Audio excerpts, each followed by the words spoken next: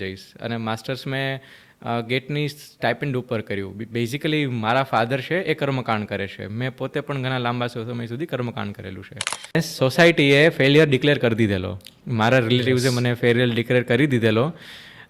એ હદે failure declare કરેલો કે એ એના પોતાના સંતાનોને મારું એક્ઝામ્પલ આપતા કે બહુ ભણો ગણો ને તો આમની જેવા થાવ, મારી જેવા થાવ, કે જે ફેલિયર જ લે, એને પોતાના રસ્તાઓ ખોટા જ પસંદ થાય. કારણ કે કોઈ લોકેશનમાં જઈને મેં તૈયારી નથી કરી, વ્યવસ્થા નહોતી મારી પાસે. નાના મોટા કોઈ પણ લગ્ન પ્રસંગ હોય, બીજા કોઈ પ્રસંગ હોય, તો ત્યારે તમને લોકો એવું ઈચ્છે કે તમે એ લગ્ન પ્રસંગમાં ભાગ લ્યો. હા, મેં નથી લીધેલો ભાગ. નવરાત્રિ નથી એન્જોય કરી આજ સુધી, એક પણ નવરાત્રિ. બિકોઝ જો તમે જે ઘરે બોલચાલની ભાષા વાપરી રહ્યા છો ને એ જ ભાષામાં તમે ઇન્ટરવ્યૂ આપો. કારણ કે તમે મુશ્કેલીમાં મુકાશો તો તમારે પછી તમારી પોતાની ભાષામાં જ જવાબ વિચારવો પડશે. નમસ્કાર દોસ્તો, જય હિન્દ.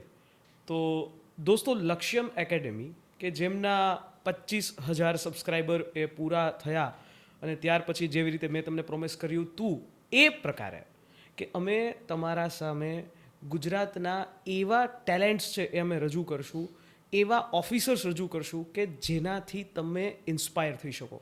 અને આજે એમનો ફર્સ્ટ એપિસોડ લક્ષ્યમ એકેડેમી ઉપર આપણે શૂટ કરી રહ્યા છીએ. ખાસ મારી સાથે જે ઉપસ્થિત છે એ ડેઝિગ્નેટેડ એવા વ્યક્તિ, એમનો ઇન્ટ્રોડક્શન પણ આપણે વાત કરીએ. ખૂબ બહોળી એવી પ્રતિભા અને જે જીપીએસસીની અંદર 2021ની અંદર સિલેક્ટેડ થયા છે રેન્ક નંબર 19 અને હાલમાં આસિસ્ટન્ટ કમિશનર ઓફ જીએસટી એમાં સિલેક્ટેડ થયા છે.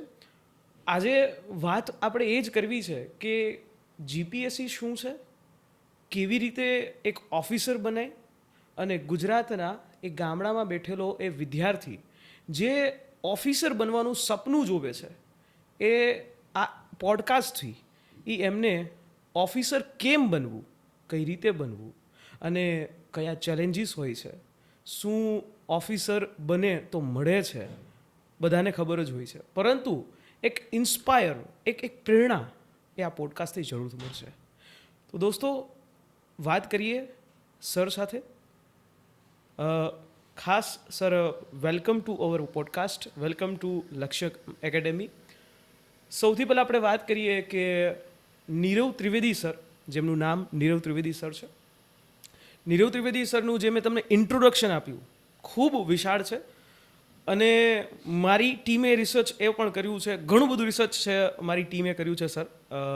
આપણે ધીમે ધીમે એક એક વસ્તુ પર વાત કરીએ. સૌથી પહેલાં તમારો એક નાનકડો ઇન્ટ્રોડક્શન એ અમારા વ્યુઅર્સને આપો. શ્યોર. થેન્ક યુ ધવલભાઈ for inviting me at this platform. અને આ ખૂબ સારો પ્રયત્ન તમે કરી રહ્યા છો. I would appreciate your team for that. મારો પરિચય આપું તો હું ભાવનગરથી બિલોંગ કરું છું. મારું સ્કૂલિંગ છે, ગ્રેજ્યુએશન છે એ ભાવનગરથી જ મેં કમ્પ્લીટ કર્યું છે. માસ્ટર્સ મેં વલ્લભ વિદ્યાનગરથી કમ્પ્લીટ કર્યું છે. હું એક પોતાને એક્સિડેન્ટલ સિવિલ સર્વન્ટ કન્સિડર કરી રહ્યો છું. બિકોઝ મારી ઈચ્છા તો ઈસરોમાં વૈજ્ઞાનિક થવાની હતી. ઘણા પ્રયાસો કર્યા, મકોડાની જેવા પ્રયાસો કર્યા અને સફળતા ન મળી. અને ત્યાર પછી મારા મોટા ભાઈએ સલાહ આપી સિવિલ સર્વિસ તરફ પ્રયાણ કરવાની. યાત્રા ઘણી લાંબી રહી, સુખદ અને દુઃખદ બંને રીતની રહી. અને તે પછી હાલમાં અત્યારે આ એક્ઝામ પાસ કરેલ છે. ઓકે સર, તો સૌથી પહેલાં તમે આ એક્ઝામ છે એ પાસ કરી. જનરલી દરેક એસ્પિરન્ટ્સ, જસ્ટ હમણાં જ જીપીએસસીની નવી રિક્રુટમેન્ટ આવે છે, પહેલાં વચ્ચેનો એક સમય એવો થયો હતો જીપીએસસી થોડુંક સ્લો થયું હતું. ઘણી બધી એડવર્ટાઇઝમેન્ટ છે એ પેન્ડિંગ હતી અને ઇન્ટરવ્યૂઝ બાકી હતા. But thank to Gujarat government અને એમને ખૂબ ઉમદા એવા અધિકારી માનનીય શ્રી હસમુખભાઈ પટેલ, કે જેમના ઉપર વિદ્યાર્થીઓ ટ્રસ્ટ કરી શકે, અને એમને હાલમાં જે જીપીએસસીના ચેરમેન પદ ઉપર નિમણૂક કરી છે. અને હવે એવું લાગી રહ્યું છે કે જીપીએસસી ધીમે ધીમે એ પોતાનું જે એક લય છે, દિનેશ દાસા સર જે એક લીગસી મૂકીને ગયા છે, અને એ લીગસી જીપીએસસીની કે ટાઈમે તમામ વસ્તુઓ, એડવર્ટાઇઝમેન્ટ ટાઈમે આવી જાય, દરેક વસ્તુ રિઝલ્ટ ટાઈમે આવી જાય, ઇન્ટરવ્યૂ ટાઈમે થઈ જાય, ભરતીનું બોર્ડનું એક કેલેન્ડર છે એ ટાઈમે થઈ જાય. અને હવે આવનારા સમયમાં આપણે એ પણ જોઈશું. ટૂંક સમયમાં જીપીએસસી છે એ આવી રહી છે. ક્લાસ 1-2ની. તો સૌથી પહેલો આપણે ક્વેશ્ચન એ કરીએ કે તમે સિવિલ સર્વન્ટ બનવાનું શું કામ સિલેક્ટ કર્યું? ઓબ્વિયસલી સૌથી પહેલું કારણ તો એ હતું કે જ્યારે હું નાનો હતો ત્યારે અમારી સ્કૂલમાં એક આઈપીએસ ઓફિસર આવેલા. અચ્છા. હું એમનું નામ અત્યારે પ્રાઇવસીના કારણે નહીં આપી શકું, બટ એમને ખૂબ સારી રીતે બાળકોને સમજાવેલા કે પોલિસિંગનું વર્ક કઈ રીતે થાય છે, સિવિલ સર્વન્ટ કેવા હોય છે. મેં પોતે સવાલ પૂછેલો કે એફઆઈઆર કઈ રીતે ફાઇલ થઈ શકે છે, અને એ સિવાયના બીજા અન્ય ઘણા સવાલો બાબતે ચર્ચા થયેલી. તો એના કારણે નાનપણથી જ એક પ્રેરણા હતી સિવિલ સર્વિસીસ પ્રત્યેની.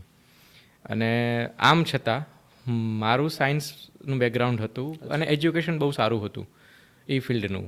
ઈચ્છા તો સિવિલ સર્વિસ કરતાં ટેકનિકલ સર્વિસમાં જવાની વધારે હતી, બટ લેટર ઓન પછી મને એમાં કોઈ સ્કોપ ન મળ્યા, ઇન અ સેન્સ કે હું એમાં યોગ્ય પુરવાર ન થઈ શક્યો.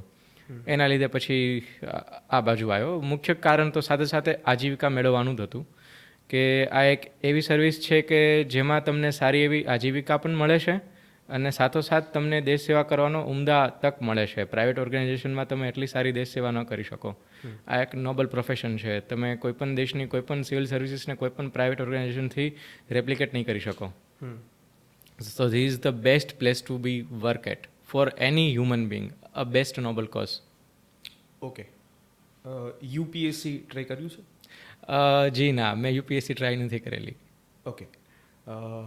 જીપીએસસીમાં સર ઘણા ઉમેદવારો એવા હોય છે કે એ અસફળ થતા હોય છે. ફર્સ્ટ ટ્રાય દી, સેકન્ડ ટ્રાય દી. તમારી આ કેટલામી ટ્રાય હતી? મારો આ ચોથો પ્રયાસ હતો. ઓકે. તમારું સ્કૂલિંગ છે એ સ્કૂલિંગ ભાવનગર, તમે જેમ જણાવ્યું ભાવનગર થયું. સ્કૂલિંગની અંદર આર્ટ્સ, કોમર્સ, સાયન્સ કયા બેકગ્રાઉન્ડમાં? સાયન્સ બેકગ્રાઉન્ડમાંથી હું તો સ્કૂલિંગમાં. સાયન્સ બેકગ્રાઉન્ડથી તમે સ્કૂલિંગ કર્યું.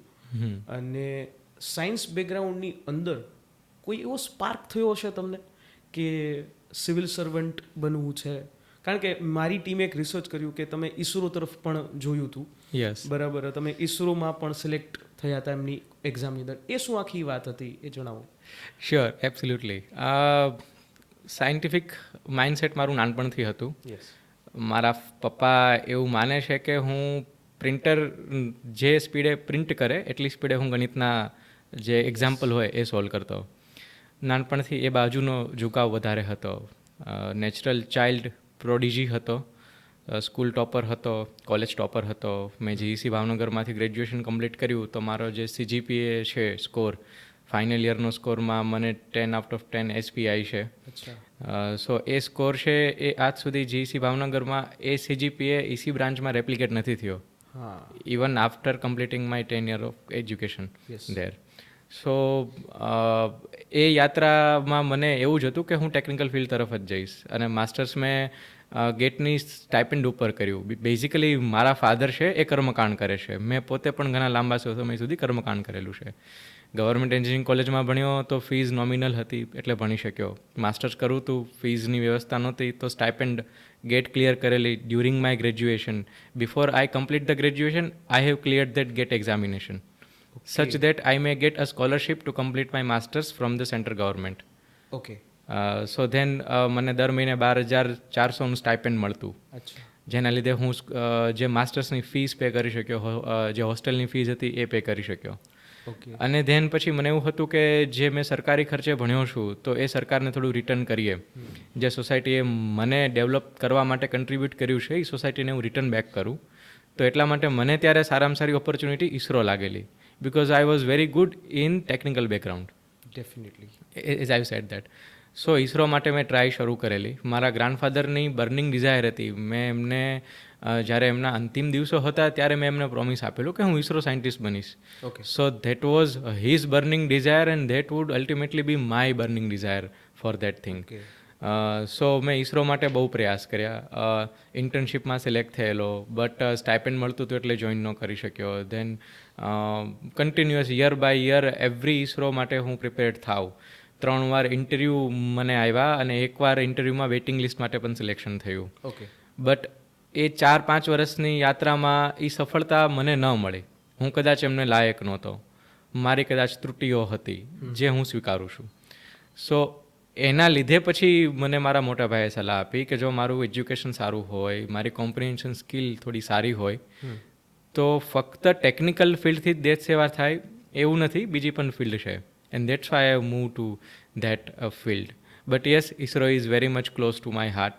હું હજી પણ ઈચ્છી રહ્યો છું કે આગળ જઈને કોઈ પણ તક મળે મને અને હું આ બાબતે કન્ટ્રીબ્યુટ કરી શકું, કોઈ પણ અન્ય વેથી કન્ટ્રીબ્યુટ કરી શકું. So I would be happy to contribute at those point as well. Sir, તમે એક વાત કરી કે કર્મકાંડ કરતાં કરતાં તમે ઈસરો સુધી પહોંચ્યા અને ઈસરોથી તમે ગવર્મેન્ટ ઓફ ગુજરાત સુધી પહોંચ્યા. યસ. તો અહીંયા કર્મકાંડી છોકરો પણ એક લેવલ સુધી ઈસરો સુધી પહોંચી શકે છે અને ત્યાંથી એ જો ઈચ્છે તો ગુજરાત ગવર્મેન્ટમાં એઝ અ સિવિલ સર્વન્ટ તરીકે, જે હજારો લોકોનું એક સપનું હોય છે, એ પહોંચી શકે છે. સર, કર્મકાંડની અંદર તમે કર્મકાંડ કરો છો, ઓકે, અને કરેલા પણ છે, તો ભગવદ્ ગીતાજીનો કોઈ રોલ તમારી જિંદગીની અંદર રહ્યો?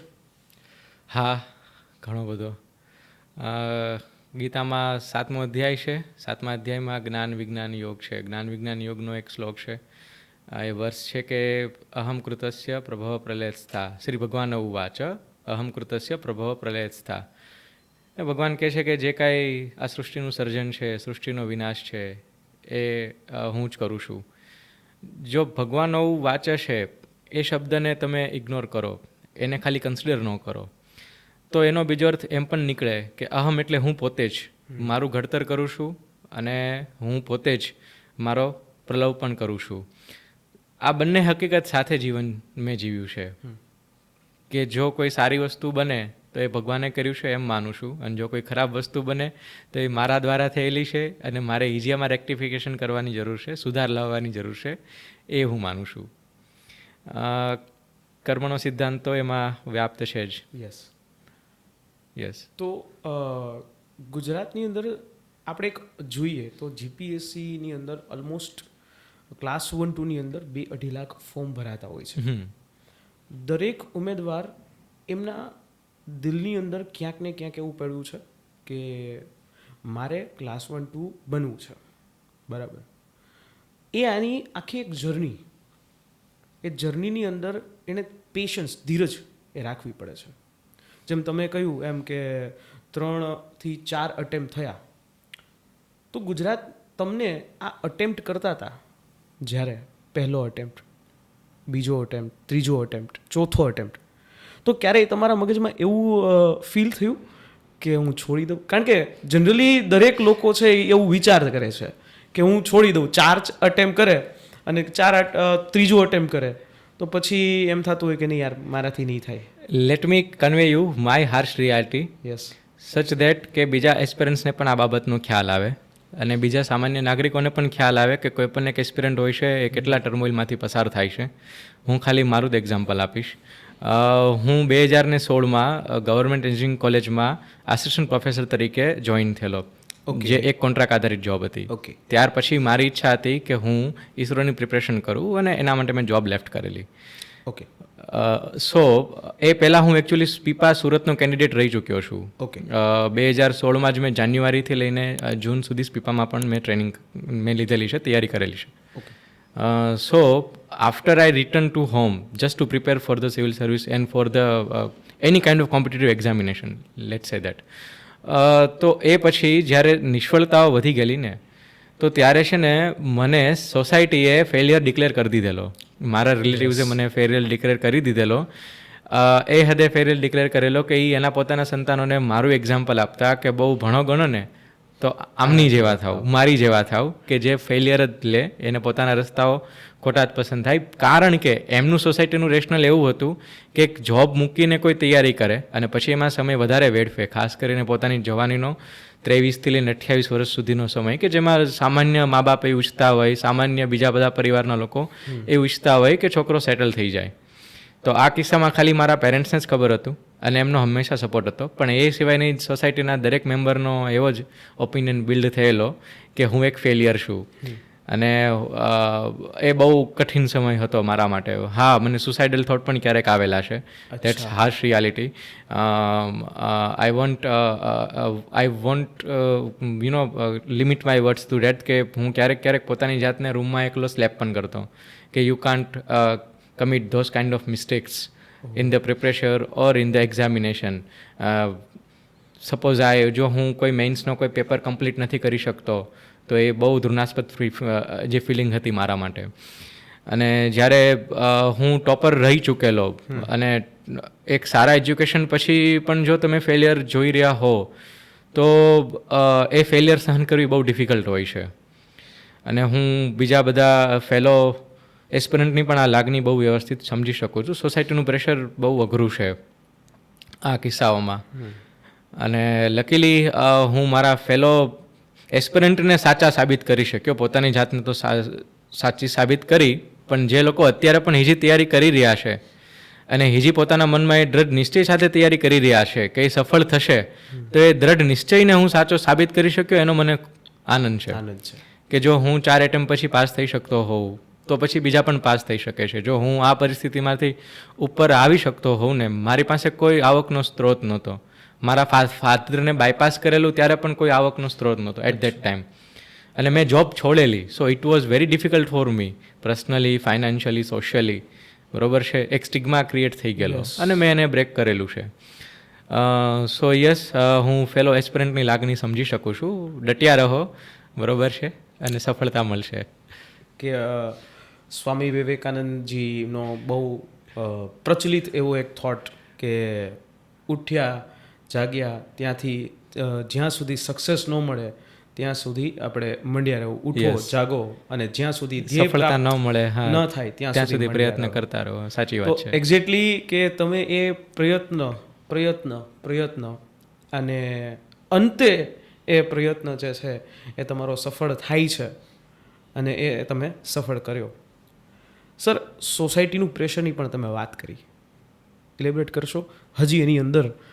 કે કારણ કે ઘરે આપણી આજુબાજુમાં ઘણા એવા લોકો હોય છે, અને હું એમ કહું છું કે આપણા વ્યુઅર્સ જે છે એમાંથી ઘણા એ આવું પ્રેશરને બિલ્ડઅપ અત્યારે એના ઉપર થતું હશે, એ હેન્ડલ પણ કરતા હશે. ટ્રુ, બરાબર છે. પણ એમાંથી હું તમારી પાસે એ વસ્તુ જાણવા માગું છું કે એ સમયગાળો જે છે, એ સમય એને તમે જે હેન્ડલ કઈ રીતે શાંતિથી કર્યો? ફાઇન. મેં મારા ઘરે રહીને જ તૈયારી કરી છે. હું ગાંધીનગર કે દિલ્હી કે એવા કોઈ લોકેશનમાં જઈને મેં તૈયારી નથી કરી. વ્યવસ્થા નહોતી મારી પાસે બેઝિકલી. સો હું મારા ઘરે જ, મારો રૂમ હતો, એ રૂમમાં જ મેં તૈયારી કરેલી છે. એટલે જ્યારે તમે પોતાના ઘરે રહીને તૈયારી કરતા હો, નાના મોટા કોઈ પણ લગ્ન પ્રસંગ હોય, બીજા કોઈ પ્રસંગ હોય, તો ત્યારે તમને લોકો એવું ઈચ્છે કે તમે એ લગ્ન પ્રસંગમાં ભાગ લ્યો. હા, મેં નથી લીધેલો ભાગ. નવરાત્રિ નથી એન્જોય કરી આજ સુધી, એક પણ નવરાત્રિ. બિકોઝ જો તમે જીપીએસસીનું શેડ્યુલ જોશો તો મોસ્ટ ઓફ પ્રિલિમ્સ નવરાત્રિ સમયે જ કન્ડક્ટ થતી હોય, બરોબર છે, કાં તો મેઇન્સ કન્ડક્ટ થતી હોય એટ ધેટ ટાઈમ. તો મેં કોઈ નવરાત્રિ એન્જોય નથી કરી. મેં સોશિયલ મીડિયા ઉપરથી હું નીકળી ગયેલો સંપૂર્ણ. મેં એવા બધા જ પ્રકારના જે ફેક્ટર્સ હોય કે જે મને સફળતા સુધી નહીં પહોંચાડી શકે, એ બધાને મેં દૂર કરી દીધેલા. આવા કિસ્સામાં જ્યારે તમે સોસાયટીમાં ભળતા નથી, તમારા સગાવાલાઓમાં ભળતા નથી, એ સમયે છે ને એ તમને અભિમાની ધારશે, એ તમને કદાચ માનસિક પાગલે ધારી લેશે. હા, બરોબર છે. યુ સી, ઇન્ટેલિજન્ટ અને ડમ્બ વચ્ચે ખાલી સક્સેસ નોટ ફેલિયર છે. એક્ઝેક્ટલી. તો જ્યાં સુધી તમે સક્સેસફુલ નથી ત્યાં સુધી તમે બહુ ડમ્બ છો. ત્યાં સુધી તમારા બધા પ્રયાસો સામેવાળાને ખોટા જ લાગશે. બટ જો તમે સક્સેસફુલ થશો ને, તો એ તમારું ઇન્ટેલિજન્સ લાગશે કે તમે આ રસ્તો પસંદ કર્યો અને તમે આ રિસ્ક લીધું, તમે બહુ મહાન છો કે તમે આવું રિસ્ક લીધું. પણ જો સફળતા નહીં મળે ને, તો એ બધું જ એ તમારી માનસિક નબળાઈ જ દેખાડશે. જે મારા રિલેટિવે જોઈ, બેરલી, ફ્રેન્કલી, બરોબર છે. અને મેં એને બધાને કન્સિડર નથી કર્યું. મારા પેરેન્ટ્સે પણ મારી જેમ જ આવું સફોકેટ કરેલું, સફર કરેલું, બરોબર છે. ગુંગળામણ થાય, લિટરલી લોકોને જવાબ દેવા પડે, ગુંગળામણ થાય, બરોબર છે. કોઈ સોશિયલ લાઈફ ન હોય, કોઈ પર્સનલ લાઈફ ન હોય, મેં 6 મહિના એક જગ્યાએ કોચિંગ ઇન્સ્ટિટ્યૂટમાં ભાવનગરમાં પસાર કરેલા. એ સિવાય તો મેં કોચિંગ કંઈ નથી લીધું એ 6 મહિનાને બાદ કરતાં. તો બધું જાતે જ કરીએ. નો ડાઉટ મારા માટે બહુ બેસ્ટ ફેક્ટર હતો કે મારા મોટા ભાઈ મારી કરતાં તૈયારીમાં સિનિયર હતા. તો અમે બંને પ્રિલિમ સાથે લખતા, મેઇન સાથે લખતા. તો અમારે બંનેને સાથે તૈયારી થતી અને એને એ વસ્તુઓનો અંદાજ હતો કે કઈ કઈ બુક્સ વાંચવી જોઈએ અને કઈ ન વાંચવું જોઈએ. તો એ એઝ એ કોચ તરીકે એને બહુ હેલ્પ કરેલી. તો એનું કોચિંગ ભણવા સિવાય આ બધી બાબતોમાંય હતું. અને એ થોડાક મારી કરતાં ઉંમરમાં મોટા છે એટલે એની જે મેચ્યોરિટીનું લેવલ હતું એ મારી કરતાં સારું હતું. તો એને મને બધું શાંતિથી સમજાવેલું, એ મને બધું વ્યવસ્થિત મારું મગજ રહે એ ટ્રાય કરતા. અને એ પછી મેં પણ નક્કી કરેલું કે આ સોસાયટીના પ્રેશરને ટાળવા માટે, બીજા કોઈ પણ પ્રેશરને ટાળવા માટે, અને હું આજના યુવાનોને પણ એ જ સલાહ દઉં છું ને એ સલાહ છે કે તમે તમારા માતા પિતામાંથી કોઈ એકને તમારી બધી જ વાત કરો. બેઝિકલી મારા માટે એ સ્થાન મારા મમ્મીનું છે. મારા માતુશ્રીને હું મારી બધી જ વાત કરું છું. અને આ પ્રિપરેશનના ફેઝથી હું શીખી ગયો. મારા માટે એ મારા બેસ્ટ ફ્રેન્ડ છે. તો કોઈ પણ પ્રકારનું પ્રેશર ટાળવું હોય, એક્ઝામ પહેલાંનું, એક્ઝામ પછીનું કે સોસાયટીનું, parents are very big support factor for that. Parents job કરે છે કે? મમ્મી છે ગૃહિણી છે, એમને BA કરેલું છે, બટ અમને બંને ભાઈઓને તૈયાર કરવા માટે જોબ નથી કરેલી. અને પપ્પા છે એ કર્મકાંડ કરે છે. ઓકે, યસ, બરાબર. સર, તમે વાત કરી છે પ્રિપરેશન્સ ટાઈમની, તો દરેક લોકો અને ઘણા બધા એવા મોટિવેશનલ સ્પીકર્સ કહેતા હોય છે કે ભાઈ તૈયારી કરવાની અંદર કોઈ એક મોટિવેટર, ગુરુ અથવા તો કોઈ મેન્ટર એની જરૂરિયાત પડે. શું તમે કોઈ મેન્ટર, મોટિવેટર એની જરૂરિયાત પડેલી? બે રીતે પડેલી. સૌથી મારા બેસ્ટ મેન્ટર તો મારા મોટા ભાઈ છે, મિસ્ટર દીપેશ ત્રિવેદી. કેમ કે એ તૈયારીમાં મારી કરતાં સિનિયર હતા. એટલે એમને કયા પુસ્તકો વાંચવા અને ક્યાં ન વાંચવા, બેઝિકલી જે યુનિવર્સિટી ગ્રંથ નિર્માણ બોર્ડના પુસ્તકો આવે છે તો એ એમને પહેલે વાંચી લીધેલા. તેમને મને બધી વસ્તુ શીખવાડેલી કે આ બુકને આ રીતે વાંચવી જોઈએ અને કેટલી સ્પીડમાં વંચાવવી જોઈએ. તો એ મારા બેસ્ટ મેન્ટર હતા. અને બીજા એક મેન્ટર હતા કે એક સરકારી અધિકારી છે, એક પ્રોફેસર છે, જેમનું હું પ્રાઇવસીના કારણે નામ અત્યારે નહીં લઈ શકું. એ પ્રોફેસરે બી મને બહુ હેલ્પ કરેલી. એમના દ્વારા હું શીખેલો કે ક્લાસ વન ઓફિસરનું માઇન્ડસેટ કેવું હોય છે. જે સામાન્ય નાગરિક કરતાં થોડું અલગ માઇન્ડસેટથી એ કામ કરતા હોય છે. એમને પ્રેશર સહન કરવું ડેઇલીની હેબિટ હોય છે. એમની કામ કરવાની સ્ટાઇલ એ કોસ્ટ બેનિફિટ જોઈને બધા પ્રકારના કામ થાય એવી એમની વર્કિંગ પેટર્ન હોય છે. સો એ હું એમની પાસેથી શીખેલો. એમના સામાજિક નિર્ણયો પણ બહુ સારા હોય છે ક્લાસ વન ઓફિસરના. મોટાભાગના ક્લાસ વન ઓફિસરો પોતાના સોશિયલ ડિસિઝન બહુ બેસ્ટ રીતે પ્લે કરતા હોય છે. એમના ફેમિલી ડિસિઝન બી બહુ સારી રીતે લેતા હોય છે. તો એ એક મેન્ટર હતા કે જેમના થ્રુ બી મને ઘણું બધું શીખવા મળેલું. પણ એ તૈયારી સિવાયનું જે પર્સનાલિટી ડેવલપમેન્ટ હતું એ મને એમના થ્રુ શીખવા મળેલું. અને પ્રિપરેશનનું તો મને મારા ભાઈ દ્વારા જ શીખવા મળેલું. તમારા ભાઈ છે એ હાલ ઇન સર્વિસમાં છે? યસ, એ હાલ ઇન સર્વિસમાં છે. એમને પણ મારી જેમ લાંબો સમય સુધી પ્રિપરેશન કરેલી અને હાલમાં એ ભાવનગરમાં જ ગવર્મેન્ટ જોબ કરી રહ્યા છે. ઓકે સર, દરેક આસ્પિરન્ટ જ્યારે પ્રિપેરેશન સ્ટાર્ટ કરે ને ત્યારે કોઈને જોઈને પ્રિપેરેશન સ્ટાર્ટ કરે. મતલબ કે કોઈક એનો આઈડિયલ બનાવે કે મારે આના જેવું છે, આના જેવું કરવું છે. ફોર એક્ઝામ્પલ, જો કોઈ વ્યક્તિ યુપીએસસી એની પ્રિપેરેશન સ્ટાર્ટ કરે તો યુપીએસસીના મેઇન આઇડલ, અને હું એમ કહું છું કે આપણા ગુજરાતનું એક રતન સાફીન હસન સર, એને જોઈને એ લોકો સ્ટાર્ટ કરે કે જો સાફીન હસન સરની કેવી સ્ટ્રગલ છે, કેવી રીતે એને કરવું છે. તો શું તમારા આ જર્નીની અંદર તમે એવો કોઈ આઇડલ બનાવ્યો હતો કે મારે આના જેવું બનવું છે? હાલમાં એક આઇડલ છે કે હું સર્વિસમાં જઈશ તો આવા પ્રકારની સર્વિસ પ્લે કરીશ, અને એ છે માનનીય જીપીએસસી ચેરમેન શ્રી હસમુખ પટેલ સાહેબ. બિકોઝ એમને ભાવનગરમાં લાંબા સમય સુધી એસપી તરીકે સેવા આપેલ છે અને એમનો કાર્યકાળ બહુ સારો હતો ભાવનગરની અંદર અને ઇન્સ્પિરેશનલ વર્ક હતું.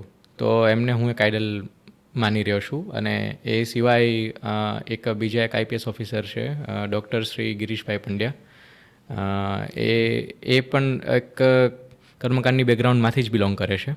ઓકે. અને એમને પણ હું મારા આઈડલ તરીકે કન્સિડર કરી રહ્યો છું. જ્યારે પ્રિપરેશનનો ફેઝ હતો ત્યારે મેં એમને મારા આઈડલ કન્સિડર કરેલા, બિકોઝ જો પંડ્યા સાહેબ એક કર્મકાંડની બેકગ્રાઉન્ડમાંથી આવતા હોય અને એ પણ જો સિવિલ સર્વિસ ક્રેક કરી શકતા હોય તો બીજા પણ કર્મકાંડી બ્રાહ્મણના બાળકો આ બાબતે ક્રેક કરી શકે છે, અથવા તો બીજા કોઈ પણ જે નિમ્ન મધ્યમ વર્ગમાંથી બિલોંગ કરે છે એ પણ આ પરીક્ષા પાસ થઈ શકે છે. તો એવું મોટિવેશન મેં એમના પાસેથી મેળવેલું, તો હું એમને પણ એક આઈડલ કન્સિડર કરું છું. ઓકે. 4 વર્ષ 4 અટેમ્પ્ટ આપણે માનીએ, અને એ 4 અટેમ્પ્ટની અંદર ઘણા અપ્સ એન્ડ ડાઉન્સ તમે જોયા, જીપીએસસીના પણ અને તમારા ખુદના પણ. મારી ટીમે રિસર્ચ કર્યું હતું તમારી ઉપર, અને તમારા બાબતની અંદર એક વાત એવી જાણવા મળેલી. એક જીપીએસસીનો એક કેસ હતો કોઈક, અને એ જે કેસમાં કેટલાક લોકો છે એ તમારી જ જે 2021ની ભરતીની ઉપર ગયા હતા કે કઈ ભરતી હતી, શું હતું? Okay, the case basically was કે અમુક ઉમેદવારોને રીએવેલ્યુશન કરાવવું હતું. અચ્છા. એમના માટે એમના નામદાર હાઈકોર્ટમાં પિટિશન ફાઇલ કરેલી. Yes. That was the basic case. But જ્યારે કોર્ટની પ્રોસિડિંગ ચાલી ત્યારે કોર્ટના સમક્ષ સરકારી વકીલશ્રીએ એવું ધ્યાન દોરેલું કે જે પિટિશન ફાઇલ થઈ છે એમાં બહુ બધું ફ્રોડલન્ટ જે વસ્તુઓ હોય એ દેખાયેલી છે, કે જે જીપીએસસી જે આન્સર કોપી પ્રોવાઈડ કરે છે એમાં એક બારકોડ આપેલા હોય છે, દરેક પેજની ઉપર એક બારકોડ લગાવેલા હોય છે. તો જે પિટિશનની કોપી છે એમાં બારકોડ લગાવેલા ન હોય અને બારકોડ વિના જ એ જે આન્સર કોપી છે એ ફાઇલ થયેલી હોય, અથવા તો કોઈ અન્યના બારકોડ કોઈ અન્ય આન્સર શીટ ઉપર લગાવેલા હોય. આ બાબત સરકાર શ્રીના વકીલશ્રીએ આ બાબતનું કોર્ટ સમક્ષ ધ્યાન દોરેલું. અને એ સિવાય અન્ય 2-4 વસ્તુઓ પણ હતી, કે જેમ કે કોઈ વ્યક્તિ અન્ય નામ ધારણ કરી અને પિટિશનમાં સામેલ થયા હોય.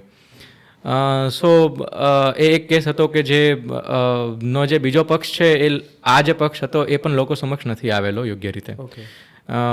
તો હું એ પણ ઈચ્છું છું કે જે ઉમેદવાર છે તૈયારી કરી રહ્યા છે એ પોતાની સાધન શુદ્ધિ જાળવી રાખે. જો આ બાબતમાં કંઈ હકીકત હોય તો એ આવા રસ્તાઓ પસંદ ન કરે તો વધુ ઈચ્છનીય છે, યોગ્ય છે. કારણ કે એમને એક સરકારી અધિકારી થવાનું છે, અને જો કોર્ટ સમક્ષ એવી રજૂઆતો થતી હોય કે એવા ઉમેદવારો દ્વારા જવાબ વહીમાં છેડછાડ કરેલી છે તો એ કદાચ યોગ્ય નથી, સંપૂર્ણપણે યોગ્ય નથી. તો એ બાબતે જે ફેલો એસ્પિરન્ટ છે એ થોડું સાધન શુદ્ધિ રાખે અને ન્યાય મેળવવા બધાનો અધિકાર છે, તો એ ન્યાય મેળવવા માટેના જે પથ છે એ પથમાં એ સાચા માર્ગ પસંદ કરે એ વધુ ઈચ્છનીય છે. ઓકે. નીરવ ત્રિવેદી જો આસિસ્ટન્ટ કમિશનર ન હોત, જીએસટી કમિશનર ન હોત અને ન ઈસરોમાં હોત, તો નીરવ ત્રિવેદી શું હોત? એક ભાગવતાચાર્ય. મતલબ કે કથા કરતા હોત? હા, મેં કથા કરેલી છે. હું મારા પપ્પા પાસે ગુરુ શિષ્ય પરંપરાથી તૈયાર થયો છું. ઓકે. અને એ જ્યારે કથા કરતા હોય હું એમની સાથે બેસું અને એ દરેક શ્લોક જે હોય એ મને શીખવાડે. તો કદાચ હું જે ભારતીય સંસ્કૃતિ છે એનો ફેલાવો સર્વત્ર થાય એ બાબતે ક્રિયાશીલ હોત. આ બાબતે મેં ઉપનિષદોનો પણ અભ્યાસ કરેલો છે, અને એમને હું કદાચ મારી આજીવિકાનું સાધન બનાવેત. તમે આખી જે પ્રિપેરેશન કરી એ પ્રિપેરેશનનો એક ક્રક્સ, એક સારાંશ, અને આજે તમે અહીંયા છો, આ બે વસ્તુમાં તમને તમારી લાઈફની અંદર અત્યારે શું ડિફરન્સ જોવા મળે છે? મતલબ કે તમે જે અત્યારે છો, બરાબર, તમે તૈયારી કરી અને એક આસિસ્ટન્ટ કમિશનરની પોસ્ટ ઉપર પહોંચ્યા, બરાબર, ત્યાં સુધીમાં તમારી લાઈફમાં એવો શું ચેન્જ થયો કે ત્યાંથી લઈને આ બેકગ્રાઉન્ડ સુધી? એક એક્ઝામ્પલથી વાત સમજાવું? યસ. એક વાર્તા કહું. ઓકે. ઉપનિષદમાં આપેલી છે. હા. જનક રાજા અને યાજ્ઞવલ્ક ઋષિ વચ્ચે આ વાત થયેલી.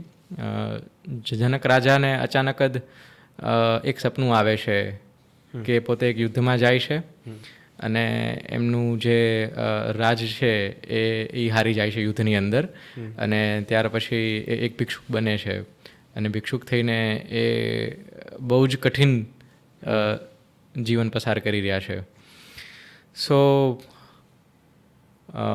એ કિસ્સામાં જ્યારે એ સપનામાંથી જાગે છે અને જ્યારે એ પોતાના દરબારમાં બેઠા હોય છે ત્યારે એ ચિંતામાં હોય છે અને એ બધા જ દરબારીઓને પૂછે છે કે યે સચ કે વો સચ, કે જે હાલમાં અત્યારે હું રાજપાટ ઉપર બેઠો છું એ સાચું છે કે મેં જે સપનામાં મારી દરિદ્રતા જોઈ એ સાચી છે. બધાને આ સેમ સવાલ પૂછે છે અને મોટાભાગના દરબારી જનક રાજાની શંકાનું સમાધાન કરી શકતા નથી. યાજ્ઞવલ્ક ઋષિ આવે છે, ગુરુને પ્રણામ કરે છે અને પૂછે છે કે પ્રભુ યે સચ કે વો સચ. યાજ્ઞવલ્ક ઋષિ કહે છે રાજન ના હી યે સચ ના હી વો સચ તુમ સચ. કેમ કે જ્યારે તમે હાલમાં રાજ કરી રહ્યા છો ત્યારે પણ તમે છો, જે તમે સપનામાં પોતાની પરિસ્થિતિ જોઈ ત્યારે પણ તમે હતા. બંને વસ્તુ હકીકત નથી, બંને માયા જ છે, પણ તમે બંનેમાં હાજર હતા તો તમે સત્ય છો. એટલે હું તો પોતાને કોઈ બદલાવ જોતો નથી મારામાં, ફ્રેન્કલી, કેમ કે હું સત્ય છું. મેં એ પણ જીવન જોયું, મેં આ પણ જીવન જોયું, તો મારા માટે તો મેં હી સચ. જે હાલમાં જે આપણે અનુભવી રહ્યા છીએ ને એ જ સત્ય હકીકત છે. એટલે હું એવો વિશિષ્ટ બદલાવ મારામાં નથી જોઈ રહ્યો એવો ખાસ કે જેમાં હું બદલાઈ ગયો હોઉં. હું કદાચ ત્યારે જે માઇન્ડસેટ સાથે કામ કરી રહ્યો હતો હું અત્યારે એ જ માઇન્ડસેટ સાથે કામ કરી રહ્યો છું. પરિબળો ચેન્જ થયા છે અને જે પાત્રો છે એ બદલાયા છે. આગળ જઈને બીજા પાત્રો બદલાશે, પણ માણસ પોતે જેવો હોય છે એ તો બહુ એમાં બદલાવ નથી આવતો. પ્રાણ અને પ્રકૃતિના તો લોકોના સાથે જ જતા હોય છે, એટલે હું તો બદલાવ નથી જોઈ રહ્યો મારામાં. ઓકે, નીરવ ત્રિવેદીને હવે આગળ નેક્સ્ટ શું કરવું છે, એમની કોઈ ઈચ્છા? હા, બેઝિકલી અત્યારે ઇમિજિએટ મેજર્સ તો એ છે કે મેં 4 નોવેલ લખવાની સ્ટાર્ટ કરી છે. 4 એક સ્ટોરી ઉપર આધારિત છે અને એનો પ્રોલોગ લખાયેલો છે. હું ઈચ્છી રહ્યો છું કે 2025માં એ નોવેલ કમ્પ્લીટ કરું અને લોકો સમક્ષ મૂકું. ફર્સ્ટ નોવેલનું ટાઇટલ અસ્તિત્વ પ્રજ્ઞ રાખ્યું છે. સામાન્યતઃ વાર્તા કહીએ તો જે કૃષ્ણ ભગવાને 4 યુદ્ધ કરેલા, શ્રી કૃષ્ણ ભગવાને ગીતા કહીને એની પહેલાં ઘણા પરિબળો હતા કે જેમના દ્વારા એમને એ ગીતાનું ગ્રહણ કરેલું. આપણી જેમ એ પણ એક સામાન્ય મનુષ્ય જ હતા કે જે 125 વર્ષ આ પૃથ્વી પર પસાર કરેલા. તો એમને મનુષ્ય તરીકે જે જ્ઞાન પ્રાપ્ત કરેલું અને જે જ્ઞાનનો નિચોડ ગીતા હતી, તો એ જ્ઞાન પ્રાપ્ત કરવા માટે એને યુદ્ધ પણ કરવા પડ્યા હશે. એક સારા યુદ્ધ નીતિકાર જો મહાભારતમાં એ સાબિત થયા હોય તો એમની પહેલાં એને કોઈ જગ્યાએ હેન્ડ્સ ઓન એક્સપેરિમેન્ટ કર્યા હશે. તો એ 4 યુદ્ધ છે, જે 4 યુદ્ધો ઉપર મારે પુસ્તક લખવા છે. એનું જે ફર્સ્ટ પુસ્તક છે એનું નામ મેં સ્થિત પ્રજ્ઞ રાખ્યું છે અને એ હું ઈચ્છી રહ્યો છું કે કમ્પ્લીટ થાય ને 2025 સુધીમાં એ હું લોકો સમક્ષ મૂકું. તો એ હાલમાં મારો બેઝિકલી ટાર્ગેટ છે. ઓકે, એનાથી આગળ કોઈ ડેઝિગ્નેટર હજી આગળની કોઈ પોસ્ટ?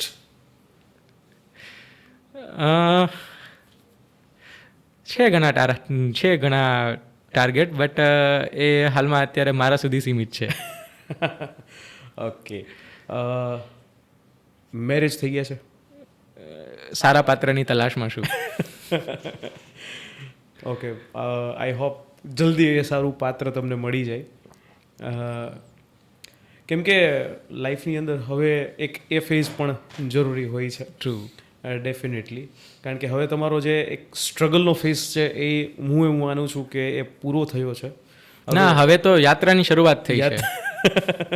યસ, એ યાત્રા જે છે એનું પૂરું, અને હવે એક નેક્સ્ટ જર્ની છે ઇન સર્વિસની, એ તમારી શરૂઆત થઈ છે. હજી ઘણા બધા અપ્સ એન્ડ ડાઉન્સ પણ, કારણ કે કોઈ વ્યક્તિની લાઈફ જે છે એ એક સ્ટ્રેટ લાઈન તો નથી હોતી. ડેફિનેટલી. તો નીરવ ત્રિવેદી છે, એમને આપણે એક એવો ક્વેશ્ચન કે જો નીરવ ત્રિવેદીને આપણે એમ પૂછીએ કે ભાઈ એક લાઇનની અંદર આપણે કોઈ એવું કોઈને ઇન્સ્પાયર કરવા હોય, પ્રેરણા આપવી હોય, તો એ લાઈન શું હશે? Fight till the end. Okay, જ્યાં સુધી અંત નથી ત્યાં સુધી એ અંત નથી. ડેફિનેટલી.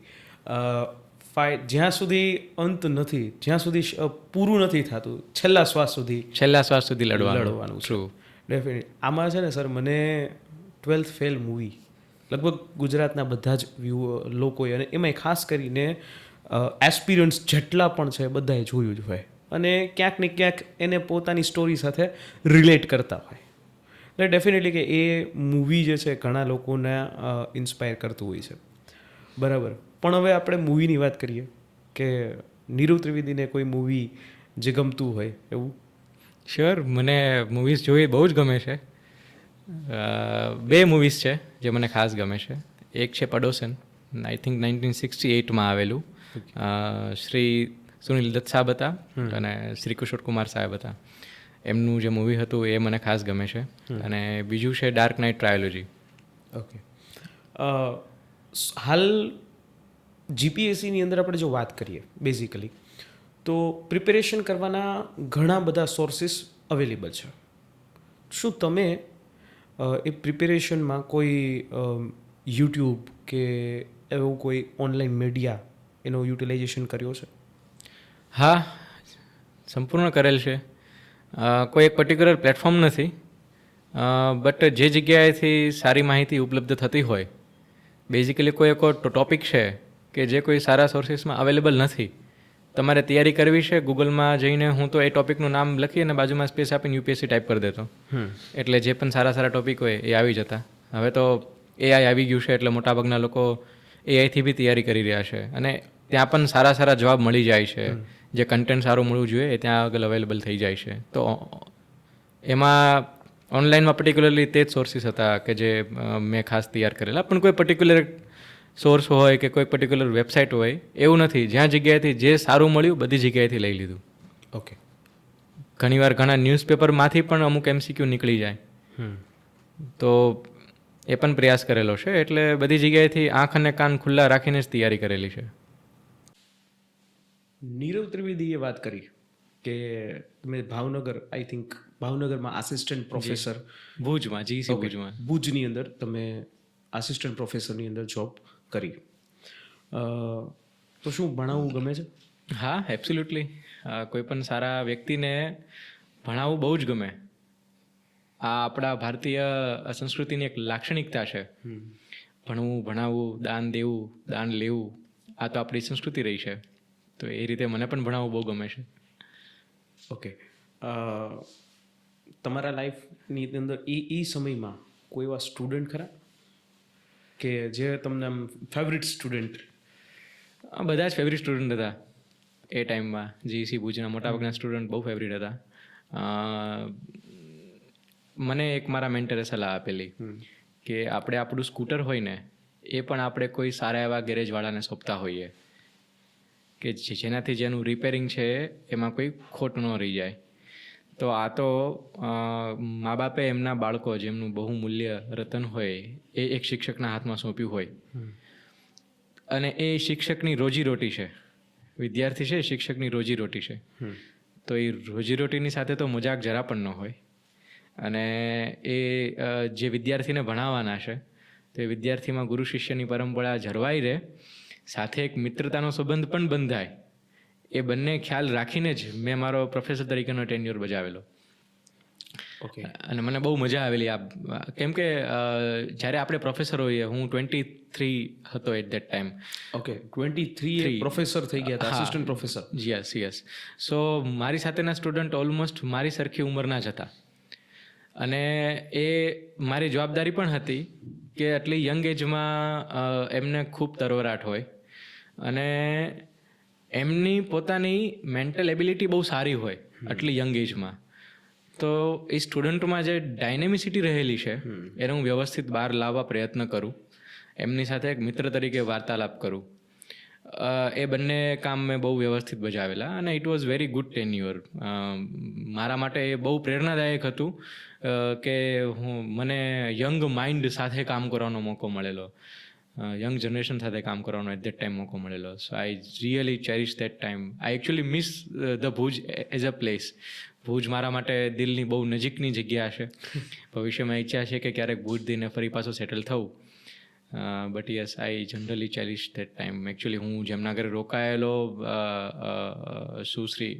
શ્રી યશેશભાઈ ડોડિયા, એમનો પણ ખૂબ સારો હતો, એમનો પણ ખૂબ સારો સપોર્ટ હતો એટ ધેટ ટાઈમ. અને યસ, સો એ પીરિયડ બહુ સારો હતો, બહુ સરસ પીરિયડ હતો. By the way I was a bit naughtier as a student in my college time, કે જે ખરેખર જો ખોટું થઈ રહ્યું હોય તો સહન ન કરી શકે અને એની પ્રોટેસ્ટ કરે. તો મને એક્ઝેક્ટ અંદાજ હતો કે સ્ટુડન્ટનું માઇન્ડસેટ કેવું હોય. હું જસ્ટ સ્ટુડન્ટના માઇન્ડસેટમાંથી જ આવેલો અને એ બધી રીતે મને મદદરૂપ થયેલું ત્યારે. સો યસ. ઓકે, એટલે આમ જોવા જાવ તો હું પણ એક એન્જિનિયર જ છું. યસ. બરાબર. મારું એક બેકગ્રાઉન્ડ તમને જણાવું કે મેં electronics and communication engineering same, we both are EC engineers. એટલે ઇલેક્ટ્રોનિક્સ એન્ડ કમ્યુનિકેશન એન્જિનિયરિંગ કર્યું હતું. બટ બહુ હમ્બલ બેકગ્રાઉન્ડ, અને મારું બેકગ્રાઉન્ડ એવું છે કે મારા જે ફાધર છે એ ગવર્મેન્ટ સર્વન્ટ છે, મમ્મી હાઉસવાઈફ છે. અને બેઝિકલી એજ્યુકેશન અમારા આખા ફેમિલીમાં સારું એવું મારા ફઈ અને ઓલ ઓવર એક એજ્યુકેશન બેકગ્રાઉન્ડથી હતું. બટ કહેવાય ને કે બહુ મિડલ ક્લાસ, સાવ લોઅર મિડલ ક્લાસથી મારી શરૂઆત હતી. શરૂઆત મારી એ રીતે મેં કરી હતી કે 2014 હું એની પહેલાં મેં ડિપ્લોમા કર્યું હતું. ડિપ્લોમાના 3 years મેં Junagadh Balaji institute of technology ત્યાં મેં કર્યા. અને એના પછી D2Dમાં એડમિશન લીધું. અને બાય ચાન્સ D2Dની અંદર એડમિશન છે મને રાજકોટ, GEC રાજકોટ, ત્યાં મને મળ્યું. જેથી કરીને આપણે એમ કહી So we શકાય, both are GEC alumni. Yes, GEC એલ્યુમિનાઇઝ. અને કદાચ આ પોડકાસ્ટ છે એ લોકો સુધી GEC ના ઘણા સ્ટુડન્ટ સુધી જશે. યસ, જશે, ડેફિનેટલી જશે કે GEC એ શું હોય છે. અને GEC ના સ્ટુડન્ટ ફોડે તો છે ભાઈ. એબ્સોલ્યુટલી. એટલે એક ત્યાંથી મારી શરૂઆત હતી. મારી પણ એક નાનકડી જર્ની છે, હું તમને સાથે શેર કરવા માંગીશ. મને છે ને સર ભણાવવું ગમે છે, ટ્રુ, વધારે ભણાવવું ગમે છે. અને હું 2016 ત્યારથી હું ટીચિંગ લાઇનમાં છું. મારી શરૂઆત રાજકોટની અંદર થઈ. રાજકોટની અંદર હું એન્જિનિયરિંગ કરવા માટે, ડિગ્રી એન્જિનિયરિંગ કરવા માટે આવ્યો હતો. અને ડિગ્રી એન્જિનિયરિંગની અંદર હવે પપ્પા પાસેથી પૈસા જે છે એ લેવા કઈ રીતે, કારણ કે પપ્પા જુનાગઢ અને હું હતો રાજકોટ. એટલે સ્વાભાવિક છે એક દીકરા તરીકે, 20-21 વર્ષના દીકરા તરીકે આપણને એવું થાય કે ભાઈ હવે પપ્પાને આપણે મદદ કરવી જોઈએ, અને એમાં ક્યાં આપણે પપ્પાને પૈસા એમની પાસેથી લઈએ.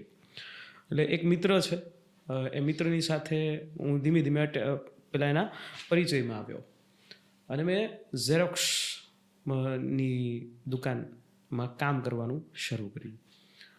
અને એમાંથી થોડા ઘણા જે પૈસા જે આવે અને એનાથી હું મારો જે રાજકોટ રહેવાનો ખર્ચો છે એ હું ચલાવતો, કે જેથી કરીને હું રાજકોટમાં સર્વાઈવ કરી શકું. ત્યાર પછીનો જે એક સમય થયો, થોડું ધીમે ધીમે અમે એમાં કામ, એટલે સવારથી ટાઈમ કોલેજનો હતો 11 વાગ્યા આસપાસ, અને એના પછી સાંજ સુધી આપણે કોલેજ, અને એના પછી આપણે ડાયરેક્ટલી ઝેરોક્સની દુકાને આપણે ઝેરોક્સ કરતા, કોપી ટૂંકમાં. બટ ધીમે અને ત્યાંથી મને એની પહેલાં કે ભાઈ UPSC કે GPSC જેવું કંઈ ખબર જ નહોતી. પણ ધીમે કહેવાય ને કે બુક્સની સાથે આપણે આવતા ગયા, એની સંગત થતી ગઈ. એટલે બુક્સ જ એ આપણને પહેલાંથી આ રીતે કરતી ગઈ. એટલે ત્યારથી એમાં મને એક એવા કસ્ટમર, આજ મને એનું નામ ભૂલાઈ ગયું છે, કસ્ટમર છે, એ વ્યક્તિ એ GPSCની એક્ઝામ દેતો. એટલે ત્યાંથી મને GPSCની વિશે ખબર પડી. 2014ની વાત છે. પછીનો સમય જેમ વીતતો જાય છે, પછી એમાં પાર્ટનરશિપ કરી ઝેરોક્સની અંદર, કારણ કે હવે સર્વાઈવ તો કરવું હતું. એટ એ ટાઈમ મારા ફાધરની તબિયત, કારણ કે મારા ફાધર છે એ અપડાઉન કરતા, ફાધરની તબિયત જે છે ખરાબ થઈ, એટલે ફેમિલીને મારે શિફ્ટ કરવી પડી. ઘરના મોટા દીકરા તરીકે જવાબદારી આવી, ફેમિલીને શિફ્ટ કરવી પડી જુનાગઢથી રાજકોટ. રાજકોટની અંદર અમે શરૂઆત કરી, કારણ કે ત્યારે ધીમે ત્યારે એક સ્ટેબિલિટી, જો થોડું ઘણું જે છે આપણે કમાતા હતા, કે ભાઈ જેથી કરીને આપણે આપણો થોડો ઘરનો ખર્ચો છે એ ચલાવી શકીએ. પણ આપણને એવું લાગે કે યાર કંઈક મિસિંગ છે, નથી મજા આવતી, આ ક્યાં સુધી કરશું. એટલે ધીમે એ દરરોજ રાત્રે છે ને દિલમાં આ થાય ક્યાં સુધી કરશું. એટલે પછી એક મુમેન્ટ આવી 2016ની અંદર. એ મુમેન્ટની અંદર એવું આમ રિયલાઇઝ થઈ ગયું કે નહીં, હવે મારાથી આ નહીં થાય. જો મારે કોઈક વસ્તુ જે છે અચીવ કરવી હોય તો મારે છોડવી પડશે. એટલે મેં એક ડિસિઝન બનાવ્યો, મેં એ વસ્તુ છોડી દીધી. જ્યાં હું પાર્ટનરશિપ હતો એ પાર્ટનરશિપ બંધ કરી અને કમ્પ્લીટલી એ હું ઘરે જે છે એ બેસી ગયો. વાંચવાનું ચાલુ કર્યું. જનરલી બધા એસ્પિરન્ટ્સ કરતા હોય છે 1 વર્ષ 2 વર્ષ. બટ મારો ગોલ જે હતો ને એ યુપીએસસી હતો. યુપીએસસીની અંદર બેઝિકલી યુપીએસસી એસ્પિરન્ટ અને યુપીએસસી પાસ કરવું, આઈએસ અને આઈપીએસ ઓફિસર બનવું એક ગોલ જે છે 23-24 વર્ષના છોકરાનો જે હોય એવી રીતે મારો ગોલ હતો. પણ બાય ચાન્સ યુપીએસસી જે છે મારાથી ન થઈ શકી, એમાં હું ફેલિયર મને થયું, એક્સેપ્ટ. બટ મને અંદરથી પહેલાંથી ભણાવવું ગમતું. એક મેડમ છે, એમનું નામ અત્યારે હું ડિસ્ક્લોઝ નહીં કરી શકું. એ મેડમ મારા જીસીના જ એ મેમ હતા. ત્યાં લેક્ચર આપણા લેવા માટે આવતા હતા, વિઝિટિંગ ફેકલ્ટી હતા. અને એ મેમે મારી એક અંદર કોઈ ક્વોલિટી એ મેં જોઈ હશે. ક્વોલિટી જોઈ અને એમણે મને સજેસ્ટ કર્યું કે ભાઈ એક કામ કર ને, તારી પાસે નોલેજ છે તો તું ટીચિંગ બેકગ્રાઉન્ડમાં આવ. એટલે મને ટીચિંગ બેકગ્રાઉન્ડની અંદર લઈ આવનારા એ મેમ છે. અને એ મેમથી મારી આખી શરૂઆત થઈ. પછી સૌરાષ્ટ્ર યુનિવર્સિટી CCDC કે ત્યાં 2017 ત્યાંથી હું આજની તારીખે એ સેવા બજાવું છું.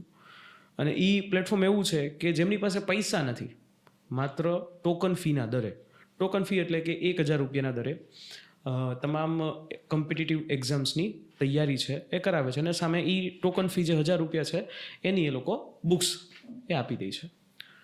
આવી રીતે મારી એક શરૂઆત થઈ. પછી એક લોકડાઉન આવ્યું અને લોકડાઉન જે છે એ દરેક લોકોના જીવનની અંદર કંઈક ને કંઈક ચેન્જીસ લાવ્યો. પહેલાં કેવું હતું કે હું એક ફેકલ્ટી તરીકે એક લિમિટેડ જગ્યાએ હતો, રાજકોટ. પછીથી એ વસ્તુ આગળ ચાલી. લોકડાઉનની અંદર એક ઓપોર્ચ્યુનિટી ખુલી ઓનલાઈન, અને અનએકેડેમીમાં મારી શરૂઆત થઈ એઝ અ ફેકલ્ટી તરીકે. ધીમે ધીમે બીજું એક પ્લેટફોર્મ જે છે અનએકેડેમી છે, લોકડાઉન પૂરું થયું એટલે અનએકેડેમી એ ગુજરાતમાંથી એ જતું રહ્યું. પછી એક નવું પ્લેટફોર્મ ગુજરાતમાં આવ્યું, અડ્ડા 24/7 ગુજરાત. અને ત્યાં મેં 2.5 વર્ષ જે છે એ કર્યું. પણ એ આખી મારી આ જે જર્ની, જો એમ કહું કે 7-8 વર્ષની મારી જર્ની છે. શીખવા ઘણું મળ્યું.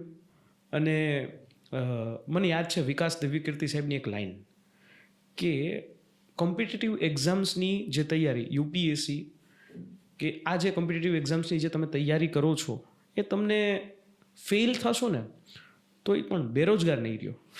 True, absolutely, exactly. કે તમને એવા તો તમને તૈયાર કરીને જ દેશે કે જેનાથી તમે તમારું જે એક બ્રેડ એન્ડ બટર. ટ્રુ. જે કોમ્પિટિટિવ એક્ઝામિનેશન છે એની પ્રિપરેશન તમને એક સારા નાગરિક બનાવે છે, એક સારા મનુષ્ય બનાવે છે. આ પછી તમે પોતાનું સ્ટાર્ટઅપ ખોલો કે આ પછી તમે અન્ય કોઈ રોજગારના સાધનો પણ જોવો તો તમે એ ફિલ્ડમાં અન્ય કરતાં વધારે સારું પરફોર્મન્સ આપશો.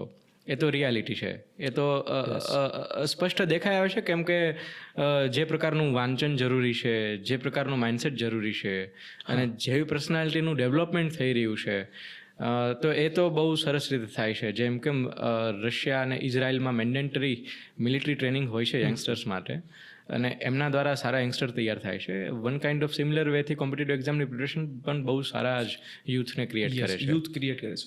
હું માનું છું કે એનાથી લોકોની અંદર એક તર્ક શક્તિ આવે છે.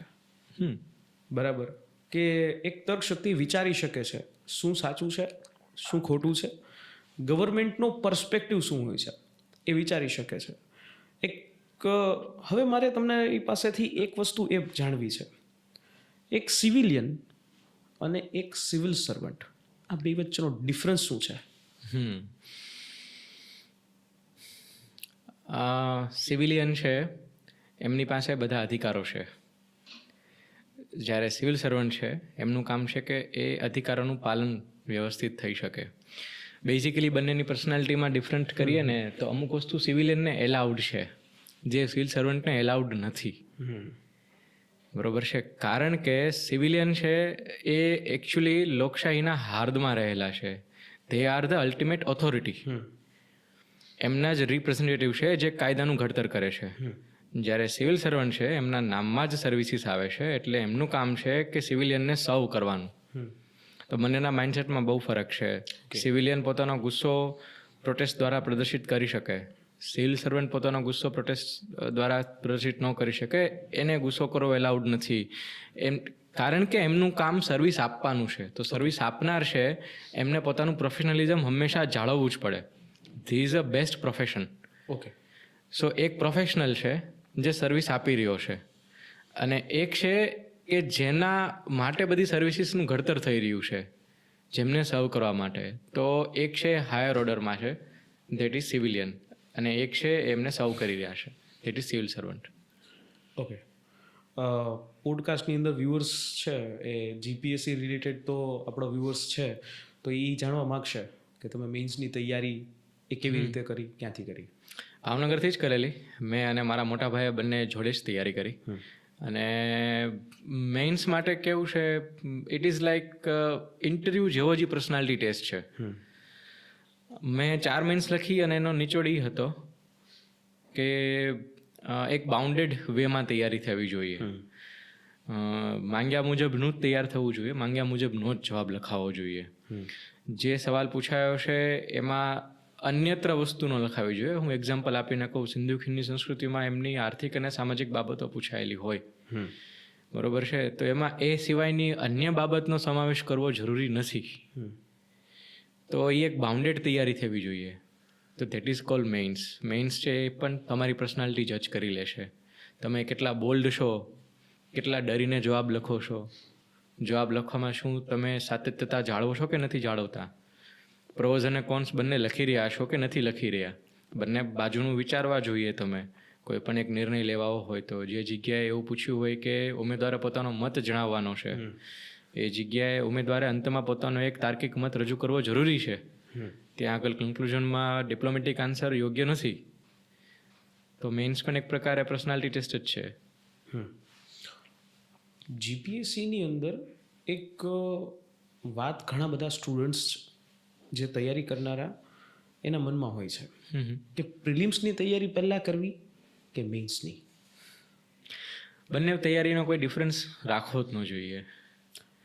મુખ્ય ટાર્ગેટ એ હોવો જોઈએ કે પહેલાં જે સિલેબસ છે એને આત્મસાત કરી લઈએ, પછી એને એમસીક્યુના ફોર્મમાં પૂછવામાં આવે કે એને ડિસ્ક્રિપ્ટિવના ફોર્મમાં પૂછવામાં આવે, એ પછીની વાત છે. સૌથી પહેલાં તો સિલેબસ જ આત્મસાત કરી લેવો જોઈએ, અને ત્યાર પછી જો પ્રિલિમ્સ નજીકમાં હોય તો ખાલી પ્રિલિમ્સને પ્રાયોરિટી આપો, અને જો પ્રિલિમ્સ નજીકમાં નથી તો પ્રિલિમ્સ અને મેન્સ બંનેની તૈયારી કરી શકો છો. સામાન્યતઃ પ્રિલિમ્સના 1.5 મહિના સુધી મેન્સ અને પ્રિલિમ્સ બંનેની તૈયારી કરી શકાય. એટલે પ્રિલિમ્સ પહેલાંનો સ્ટેજ છે એને 3 ભાગમાં ડિવાઈડ કરી શકાય. પહેલા ભાગમાં ખાલી સિલેબસને તૈયાર કરી દેવો, એની એક એક વસ્તુઓને સમજી લેવી અને બધી જ વસ્તુને જ્ઞાન મેળવી લેવું. સેકન્ડ વુડ બી, જો 1.5 મહિનાની વાર છે પ્રિલિમ્સને, 1.5 કરતાં વધારે મહિનાની વાર છે, તો પછી પ્રિલિમ્સ અને મેન્સ બંનેની તૈયારી કરવી, અને પ્રિલિમ્સને 1.5 મહિનાની જ વાર છે તો ખાલી પ્રિલિમ્સની તૈયારી કરવી. ઓકે.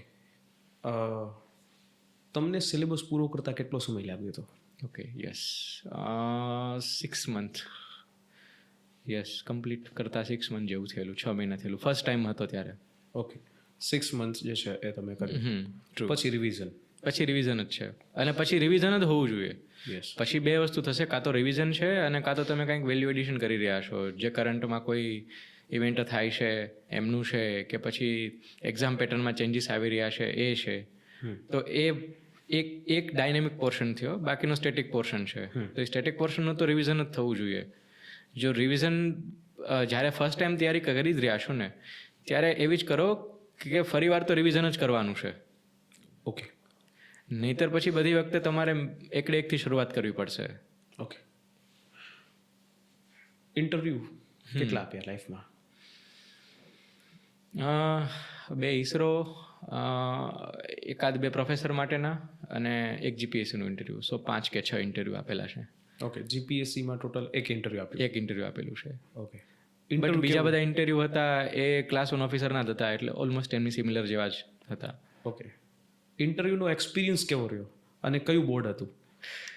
ઓકે, બોર્ડ તો હું નહીં જણાવી શકું પ્રાઇવસીના લીધે, બટ ઇન્ટરવ્યૂનો એક્સપિરિયન્સ બહુ સારો હતો. એવું જરૂરી નથી કે બોર્ડ કોડિયલ જ હોય. કોઈ સારા ઉમેદવાર હોય અને બ્રેક નથી થઈ રહ્યા તો બોર્ડ ગ્રીલ કરશે, અને થવા જ જોઈએ.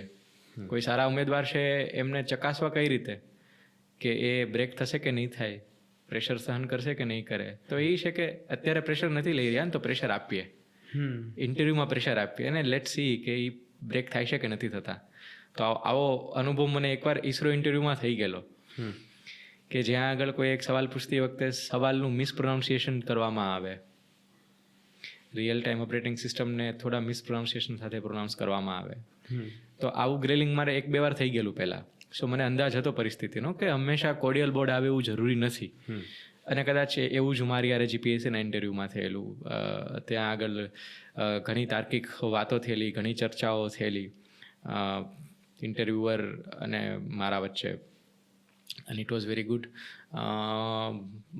ઘણી જગ્યાએ એવું હતું કે એમને એવું લાગતું હતું કે સરકાર જે કરી રહી છે એ યોગ્ય નથી, કે એમના પગલાઓ છે એ સરકારે બદલવા જોઈએ. હું એક એક્ઝામ્પલ સાથે કહી શકું કે not exactly the same kind of example but similar way હતું કે સરકારશ્રી હાલમાં ઈચ્છી રહી છે કે ન્યૂ એજ્યુકેશન પોલિસીમાં ગુજરાતી ભાષામાં એન્જિનિયરિંગ ભણાવવામાં આવે. અને એક પેનલિસ્ટ હતા, એમનો એવો મત હતો કે જો એન્જિનિયરિંગ ગુજરાતીમાં ભણાવશું તો બહુ સારા એન્જિનિયર છે એ લોકોને નહીં મળે.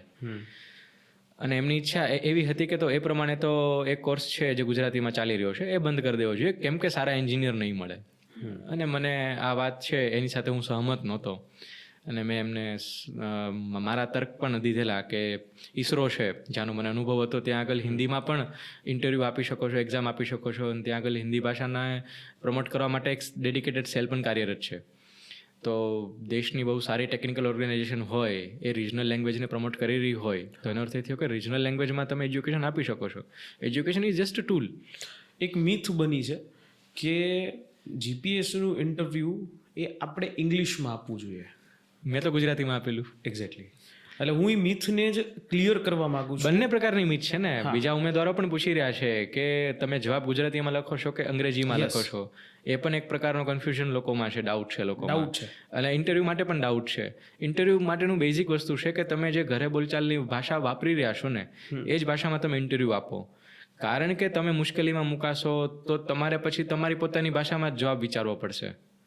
જ્યારે એવા સવાલ હશે કે જે તમને નહીં ફાવતા હોય, તમે ત્યાં આગળ એકદમ નર્વસ થઈ ગયા અને કાંઈ બોલી નથી શકતા, તો એ કિસ્સામાં તમે જો પોતાની રિજનલ લેંગ્વેજ છે, પોતાની માતૃભાષા છે એમાં તમે બોલશો તો તમે ઇન્ટરવ્યૂ વધારે સારું આપી શકશો. જો તમે ઘરે અંગ્રેજીમાં જ ફ્રિકવન્ટ યુઝ કરી રહ્યા હો તો અંગ્રેજી યુઝ કરો. જો તમે તમારું પ્રોફેશન એવું હોય કે જ્યાં તમારે અંગ્રેજી વધારે બોલવું પડે છે અને તમે એ ભાષા સાથે વધારે કમ્ફર્ટેબલ છો અને કોઈ પણ પ્રકારની નર્વસ સિચ્યુએશન હોય કે અન્ય કોઈ ક્રિટિકલ સિચ્યુએશન હોય ડ્યુરિંગ ઇન્ટરવ્યૂ, તમે એને ટેકલ કરી શકો છો એ ભાષાની અંદર, તો તમે એ ભાષામાં રહ્યો તો તમે અંગ્રેજીમાં આપો, એલ્સ તમે ગુજરાતીમાં દઈ શકો છો. અને જીપીએસસી જ્યારે બંને ભાષાઓની અવેબિલિટી આપી રહ્યું છે ને ત્યારે એમનું કામ તો ખાલી ઉમેદવારને ચકાસવાનું છે. ભાષાઓ પ્રમાણે એમનું પ્રેજિડાઇઝ નથી હોતું. હું પ્રોફેસર હતો, મેં પોતે પેપર ચેક કરેલા છે. અમુક સમય પછી તમે એ જજ કરવું મુશ્કેલ બની જાય છે કે કઈ ભાષામાં જવાબ લખેલો છે. એ તમે સબકોન્શિયસલી યાદ નથી રહેતું. તમે કન્ટેન્ટ જ વિચારી રહ્યા છો કે કેવી કન્ટેન્ટમાં જવાબ લખાયો છે, જે માંગ્યા મુજબનું લખાયું છે કે નથી લખાયેલું, વધારે પડતું લખાઈ ગયું છે, પૂછાયું કાંક હોય પણ કાંક બીજી વસ્તુ લખાઈ ગઈ હોય. તો એ બધી વસ્તુ પ્લસ તમારું રિપ્રેઝન્ટેશન કેવું છે, તમે જે લખી રહ્યા છો ને એનું એક પ્રકારનું રિપ્રેઝન્ટેશન પણ એવું હોવું જોઈએ કે જે સામેવાળાને ઉડીને આંખે વળગે ક્લિક થાય. કોઈ તમારો જે પોઈન્ટ છે એ ક્લિક થવો જોઈએ. કોઈ પોઈન્ટને તમે દબાવી દીધો, ટૂંકાણમાં પૂરો કરી દીધો તો એ ક્લિક નહીં થાય. આ બધી વસ્તુનું ધ્યાન રાખવું જોઈએ ઉમેદવારે, રાધર દેન કે લેંગ્વેજ કઈ લખવી. ઓકે. અને ગુજરાતીમાં એક બીજો પ્રોબ્લેમ એ પણ થાય છે જવાબ લખતી વખતે કે એમને જીએસના સવાલોમાં ને એમાં એવી કન્ફ્યુઝન હોય છે કે અલંકૃત ભાષા વાપરવી પડશે. જરૂરી નથી. જીએસના સવાલોમાં તો તમે જે પૂછેલું છે માંગ્યા મુજબનું એ લખી શકો છો. ત્યાં તમારી એનાલિટિકલ એબિલિટી વધારે ચેક થઈ રહી છે. યસ. કે કેટલા ડાયમેન્શન તમે વિચારી રહ્યા છો, બંને બાજુના ડાયમેન્શન વિચારી રહ્યા છો, તો પછી તમે કોઈ પણ ભાષામાં જવાબ લખો એ વેલિડ છે. એ રીતે મેં પર્સનલી ગુજરાતીમાંથી ઇંગ્લિશમાં શિફ્ટ કરેલું, અને એનું મારી પાસે કારણ એ હતું કે ગુજરાતીમાં મારે જે સવાલ 10 મિનિટમાં પૂરો કરવાનો છે એ મને 12 થી 13 મિનિટ લાગતી હતી જીએસમાં. ઓકે. અને અંગ્રેજીમાં સેમ છે, હું 8 મિનિટમાં પૂરું કરી શકતો હતો. મેં 6 વર્ષ અંગ્રેજીમાં ભણ્યો છું, હું ગ્રેજ્યુએશન માસ્ટર્સ બંને, એટલે આન્સર રાઇટિંગ સ્કિલ મારી અંગ્રેજીમાં વિકસેલી હતી. ઓકે. તો એટલે કે હું બહુ સારી વાક્ય રચના અંગ્રેજીમાં બનાવી શકું છું ગુજરાતીની સમકક્ષ, લખતી વખતે ઝડપથી, સ્પીડ સાથે. તો આ બધા ફેક્ટર્સ એવા હતા કે જેના લીધે પછી મેં શિફ્ટ કરવાનું વિચારેલું, અને આ જ ફેક્ટર હતા, અન્ય કોઈ ફેક્ટર મારા ધ્યાનમાં નહોતા. ઓકે. જીપીએસસીની અંદર વચ્ચે એક રૂમર ફેલાયેલી હતી કે મીન્સના પેપર્સ એ પ્રોપરલી ચેક નથી થતા. ઘણા લોકોએ આ સોશિયલ મીડિયાની અંદર આવી વાતો છે એ કરી હતી. I don't agree with it. Okay. Not at all. આવું અશક્ય છે, બિકોઝ એટલી ટ્રાન્સપરન્ટ સિસ્ટમ છે, બરોબર છે. અને જે જવાબ ચકાસાઈ રહ્યા છે એમાં જે કોઈ કમી રહી ગયેલી છે એ એવેલ્યુએટર્સ દ્વારા જાણ કરવામાં આવી રહી છે, જવાબમાં જ કોમેન્ટ્સ જોવા મળે જ છે. તો ઉમેદવાર ઈચ્છે તો એ કોમેન્ટ્સ સમજે તો પણ એને અંદાજ આવી જશે કે શું કહેવા માંગી રહ્યું છે, કે શું માંગ્યા મુજબ નથી લખેલું. જેમ કે ઘણા પ્રકારની કોમેન્ટ હોય છે, એઝ પર એક્ઝામ્પલ કે એક્સપ્રેશન એવરેજ છે, કન્ટેન્ટ એવરેજ છે, ઉમેદવાર સવાલનો જવાબ સમજી નથી શક્યા, બરોબર છે. એટલે ત્યાં આગળ પછી જો સવાલ સમજ્યા જ ન હોય પણ પછી તમે ઘણો મોટો જવાબ લખેલો હોય તો એ પછી એમાં તમને સારો સ્કોર નહીં મળે, કેમ કે તમે એ સમજ્યા જ નથી. તમારે જે એક્ઝામિનર છે એમને જે જોઈએ છીએ ને એ એમને સર્વ કરવાનું છે, એમની સાથે તમારે રેઝોનન્સ સાધવાનું છે. તો જો એ એમને નહીં મળે, ક્લિક નહીં થાય, તો પછી એમાં તમને કદાચ ધાર્યા મુજબના માર્ક ન મળે એવું બની શકે. તો આ કિસ્સામાં rather then questioning the system which is existing since very long, બરોબર છે. તો એ સિસ્ટમ જે લાંબા સમયથી અસ્તિત્વમાં છે એમની ઉપર શંકા કરવા કરતાં જે તમારા જવાબોમાં શું સુધાર આવી શકે છે કે જેના લીધે તમને સારા માર્ક્સ વધારે મળે, ધાર્યા મુજબના માર્ક્સ મળે, એની ઉપર વધારે કામ થવું જોઈએ. ઓકે. જીપીએસસીની અંદર કોઈ સુધાર લાવવો જોઈએ એવું તમારા મતે તમને લાગે છે? જી ના, હાલ પૂરતું તો નથી. અને હું આ બાબતે સુધાર જણાવવા માટે પણ કદાચ યોગ્ય વ્યક્તિ પણ નથી હાલમાં. લાંબી સર્વિસ ભોગવ્યા પછી એક્સપિરિયન્સ લોકો હોય છે કે જેમના દ્વારા આવી બંધારણીય સંસ્થાનું સંચાલન થઈ રહ્યું હોય છે. અને એક ઉમેદવાર તરીકે તો હું કોઈ એવા સુધાર ન સૂચવી શકું.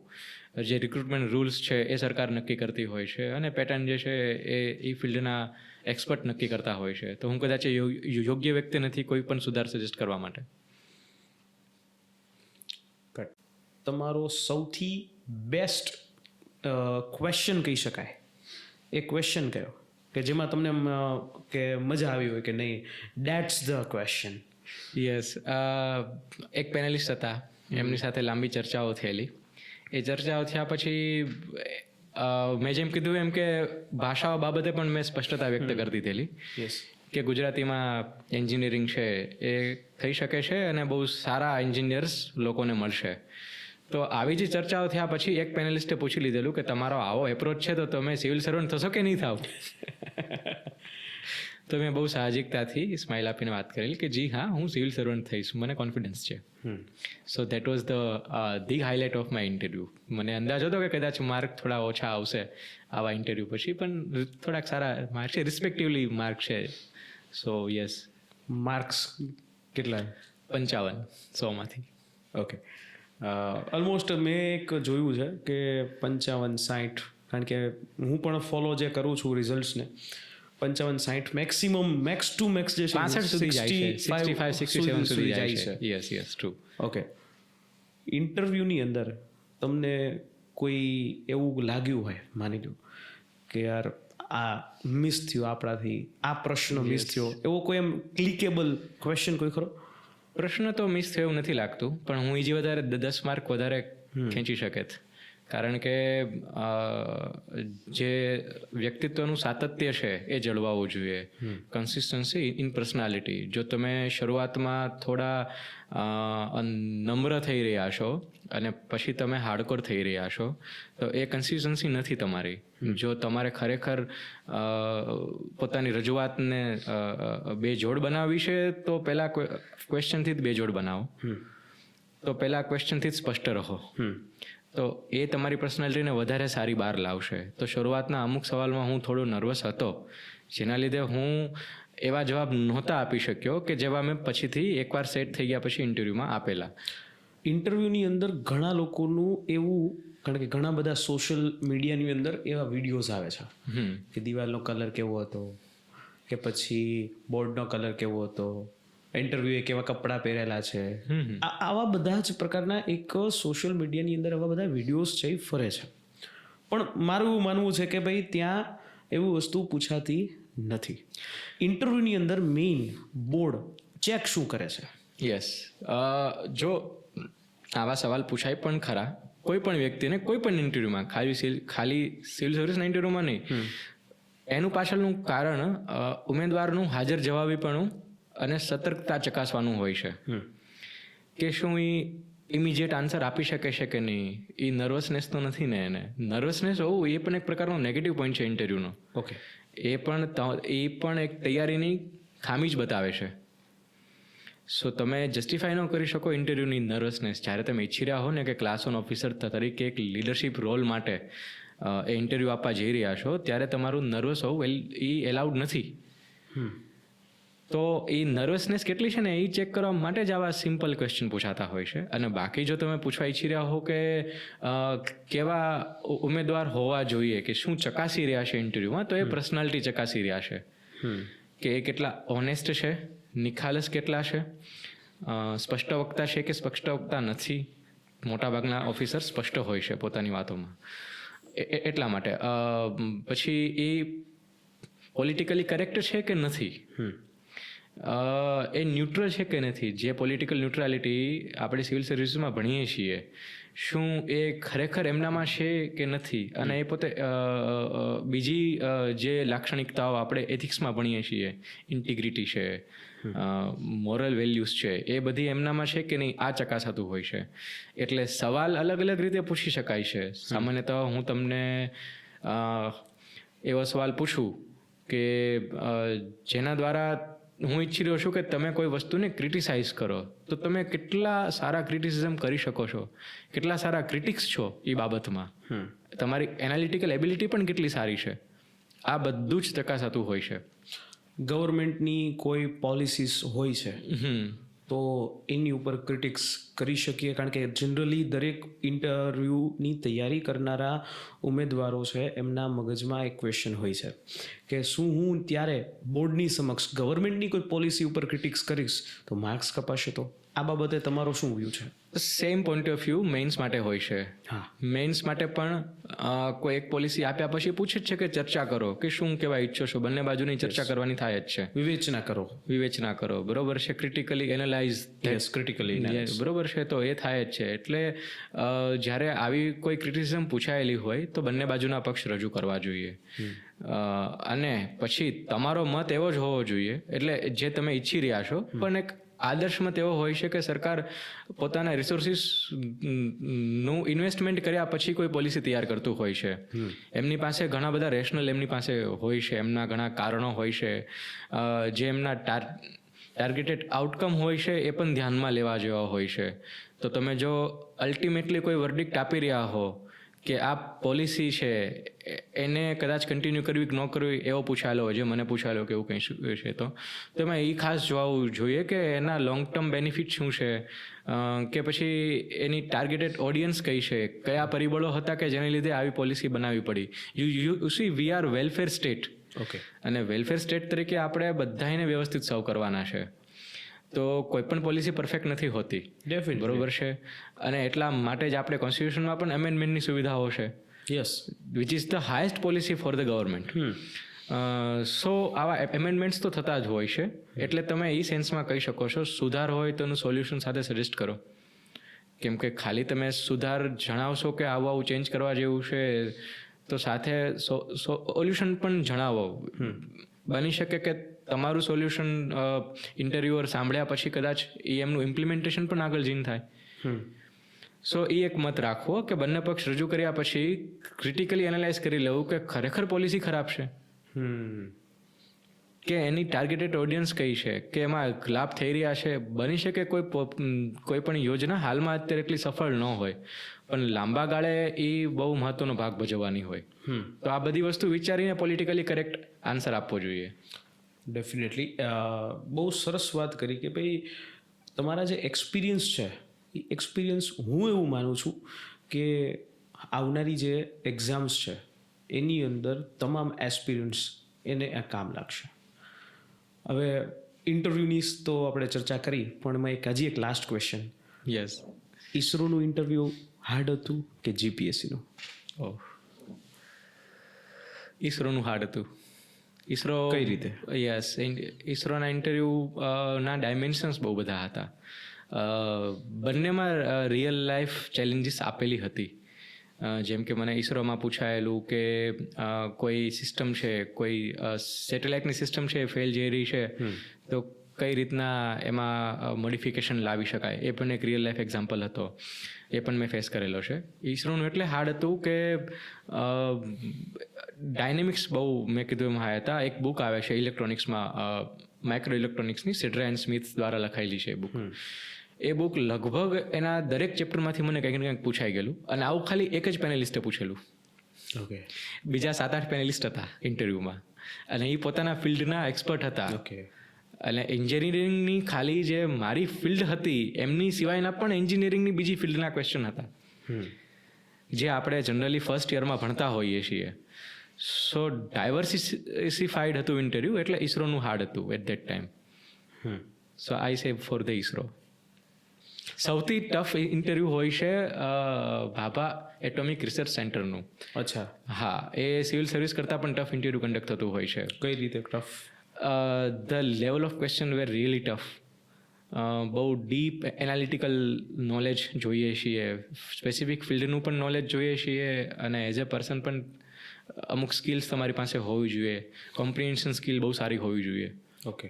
સો બીઆરસીના interview is one of the toughest interview.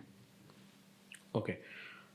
ઇન્ટરવ્યૂના questions એના ઉપર તો પણ વાત કરી, પણ માની લ્યો હવે થોડોક બીજી ડાયવર્ટ કરીએ યુ મે કે જો નીરવ ત્રિવેદીને આપણે ગુજરાતની અંદર તમે અત્યારે આસિસ્ટન્ટ કમિશનર ઓફ જીએસટી છો, થશું એટલે થશો, પોસ્ટિંગ ડ્યુ છે. પોસ્ટિંગ આ કદાચ પોસ્ટકાસ્ટ રિલીઝ થાય ત્યાં સુધીમાં કદાચ થઈ જશે. યસ, થઈ જશે. પ્લીઝ, યસ, થઈ જશે. અને તમને માની લો કે ગુજરાતના એવા રિસ્પેક્ટેડ એવા પોસ્ટ ઉપર, મતલબ કે ચીફ સેક્રેટરી બનાવે, તો ગુજરાતમાં શું કરશો? કયો ચેન્જ જોશો? આ સવાલ મને એવું લાગી રહ્યું છે કે પોડકાસ્ટ કરતાં ઇન્ટરવ્યૂ માટેનો સવાલ વધારે છે, સિવિલ સર્વિસના ઇન્ટરવ્યૂ માટેનો સવાલ વધારે છે. જો મને ચીફ સેક્રેટરી બનવાનો મોકો મળે તો હું ડિજિટાઇઝેશનને વધારે પ્રાયોરિટી આપીશ. જે મેં હાઈકોર્ટમાં રહીને જોયું છે કે ઈ ગવર્નન્સ છે એને વધારે પ્રમોટ કરીશ.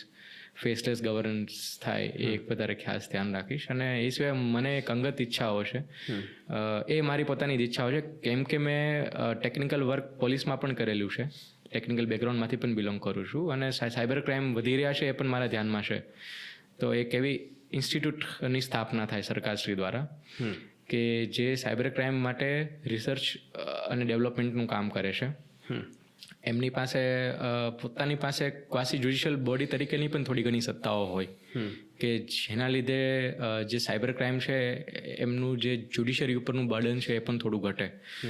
તો એક આવું ક્લબ થઈને જેમ ઈસરો છે, DRDO છે, બાર્ક છે, એ બધી ડેડિકેટેડ ટેકનોલોજીકલ ઇન્સ્ટિટ્યુશન છે, તો એવી એક સાયબર ક્રાઇમ માટે પણ એક ડેડિકેટેડ ટેકનોલોજીકલ ઇન્સ્ટિટ્યૂટ ખુલે એવું એક મારું ડ્રીમ પણ છે. અને હું જો ચીફ સેક્રેટરી હોઉં તો આ બાબતની સરકાર સમક્ષ રજૂઆત પણ કરું.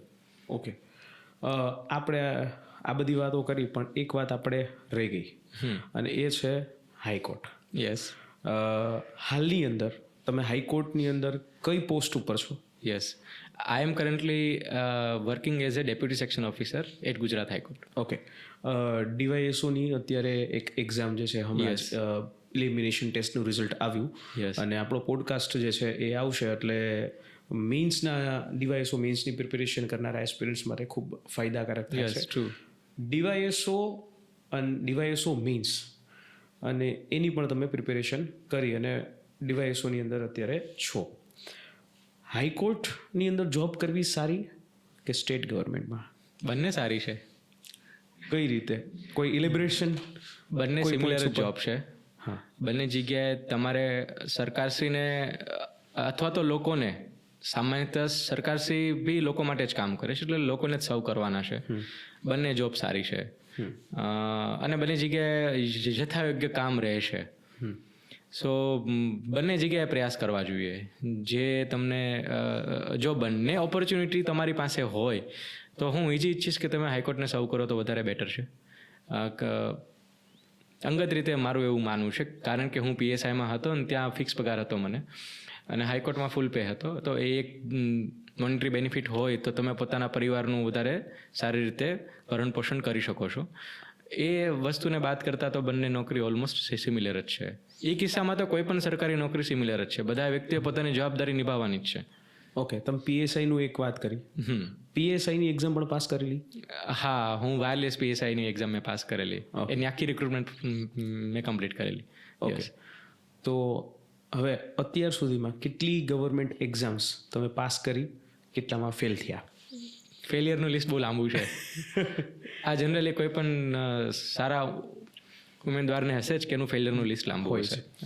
પાસ થવામાં હું કહીશ, સૌથી પહેલાં તો આસિસ્ટન્ટ પ્રોફેસર ભુજની હતી. એકચ્યુઅલી એક્ઝામ નહોતી પણ રિક્રુટમેન્ટ હતી, એ કોમ્પિટિટિવ રિક્રુટમેન્ટ હતી. તો એમાં હું ગુજરાત ફર્સ્ટ હતો at that time in 2016. Then PSI છે તો પીએસઆઈ અને ટીઓ બંનેની પોસ્ટ હતી. એટલે કે એએસઆઈનું બી એક અલગથી એક્ઝામ કન્ડક્ટ થયેલી અને પીએસઆઈની પણ અલગથી એક્ઝામ કન્ડક્ટ થયેલી. બટ બંને નોકરી તો એક વ્યક્તિ મેળવી ન શકે, એટલે પાછળથી ભરતી બોર્ડ દ્વારા એક બાંહેધરી પત્રક લેવડાવવામાં આવેલા અને એ બાંહેધરીમાં મેં પીએસઆઈને અગ્રીમતા આપેલી. પણ પાછળથી પણ મને એ રિયલાઇઝ થયેલું જ્યારે રિઝલ્ટ આવ્યું ત્યારે કે મેં ટીઓની એક્ઝામ પણ સાથે સાથે પાસ કરી દીધી. So PSI and TO both. High court DYSO 2 વાર મેં ગેટ ક્લિયર કરેલી છે. એ સિવાય ઇન્ડિયન એગ્રીકલ્ચર રિસર્ચ ઇન્સ્ટિટ્યૂટ છે, એમના દ્વારા નેટ કન્ડક્ટ થાય છે, national eligibility test for the professor. તો મેં પ્રોફેસરશિપની જે આઈસીઆરની નેટ છે એ પણ ક્લિયર કરેલી છે. તો હું કોઈ પણ એગ્રીકલ્ચર યુનિવર્સિટીમાં પ્રોફેસર તરીકે પણ એલિજિબલ છું હાલમાં. ઓકે. તો એ પણ મેં ક્લિયર કરેલી છે અને એ સિવાય સિવિલ સર્વિસ ક્લિયર કરેલી છે. So yes, this is the examination that I have clear currently. Okay.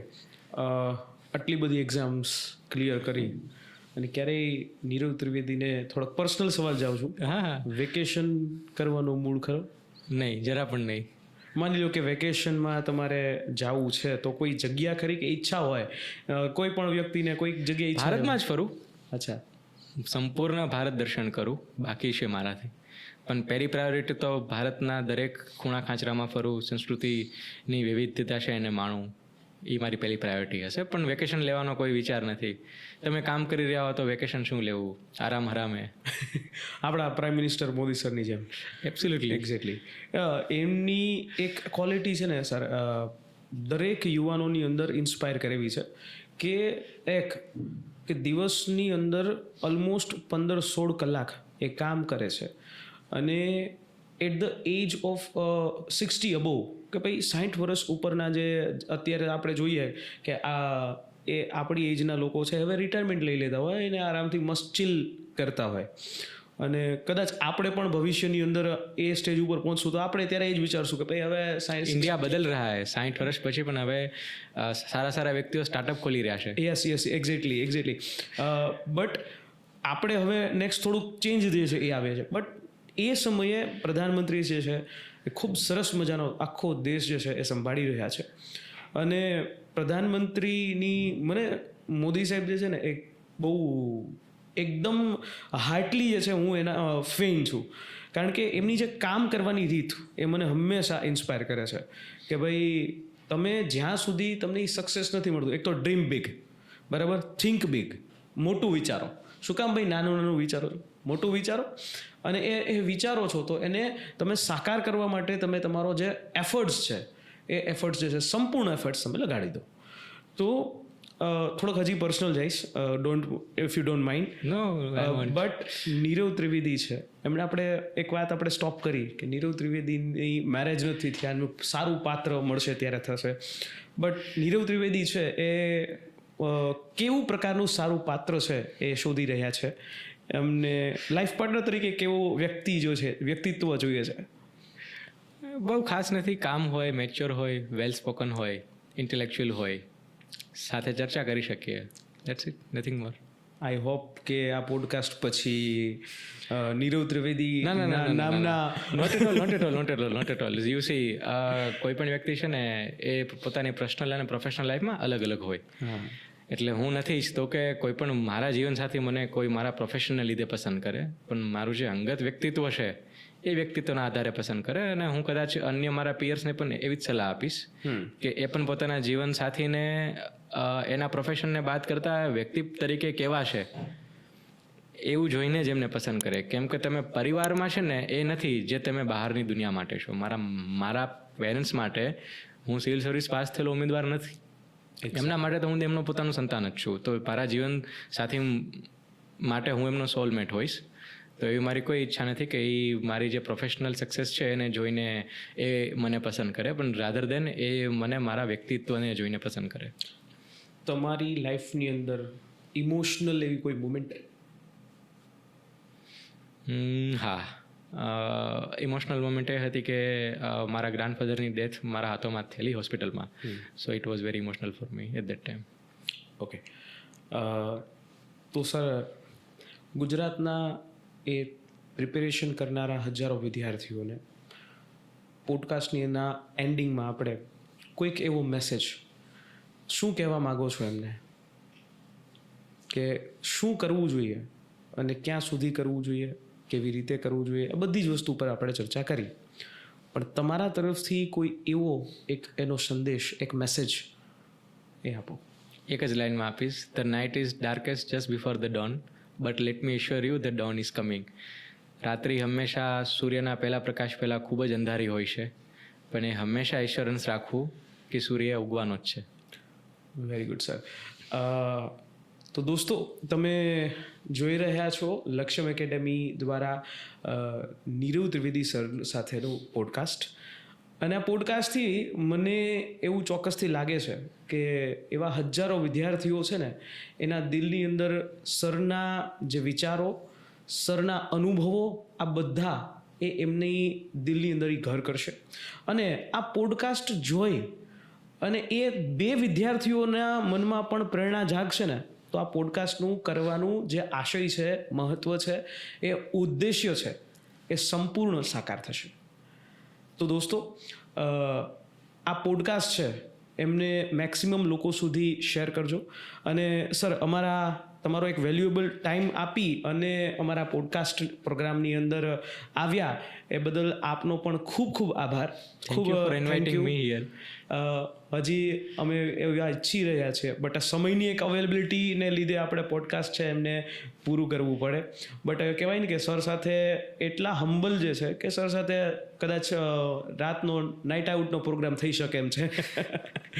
But ઘણા બધા શીખવા જેવું છે. હું અર્લી સુવાવાળો વ્યક્તિ છું. હું ફેલો ઉમેદવારને પણ એટલું જ કહીશ કે તમે પોતાનું શરીર જાળવો, વહેલા સુવો, વહેલા ઉઠો, અને પહેલું સુખ તે જાતે નહીં રહ્યા. સો એ તો શક્ય નહીં બને. But yes, thank you for invite me, કે ભાઈ મને તમે આમંત્રણ આપ્યું અને મારી વાત લોકોને રજૂ કરવા માટેનું પ્લેટફોર્મ આપ્યું. આશા રાખું કે મારી વાત દ્વારા ઉમેદવારોને ફાયદો થશે, અને ઉમેદવારોને હું ઓલ ધ બેસ્ટ કહેવા ઈચ્છીશ. Best of luck. તો દોસ્તો, આ પોડકાસ્ટ છે એ પોડકાસ્ટ એ તમારા મોટિવેશન માટે બનાવ્યો છે, જેમાંથી તમે કંઈક શીખી શકો. તો મેક્સિમમ લોકો સુધી શેર કરવાની જવાબદારી તમારી છે. અને લાઇક, શેર અને સબસ્ક્રાઇબ ડેફિનેટલી તમે કરી શકો છો. મળીએ નેક્સ્ટ અવાજ કોઈ પોડકાસ્ટ, નેક્સ્ટ અવાજ કોઈ ઇન્સ્પિરેશનલ પર્સનાલિટી સાથે. ત્યાં સુધી જય હિન્દ, જય ભારત.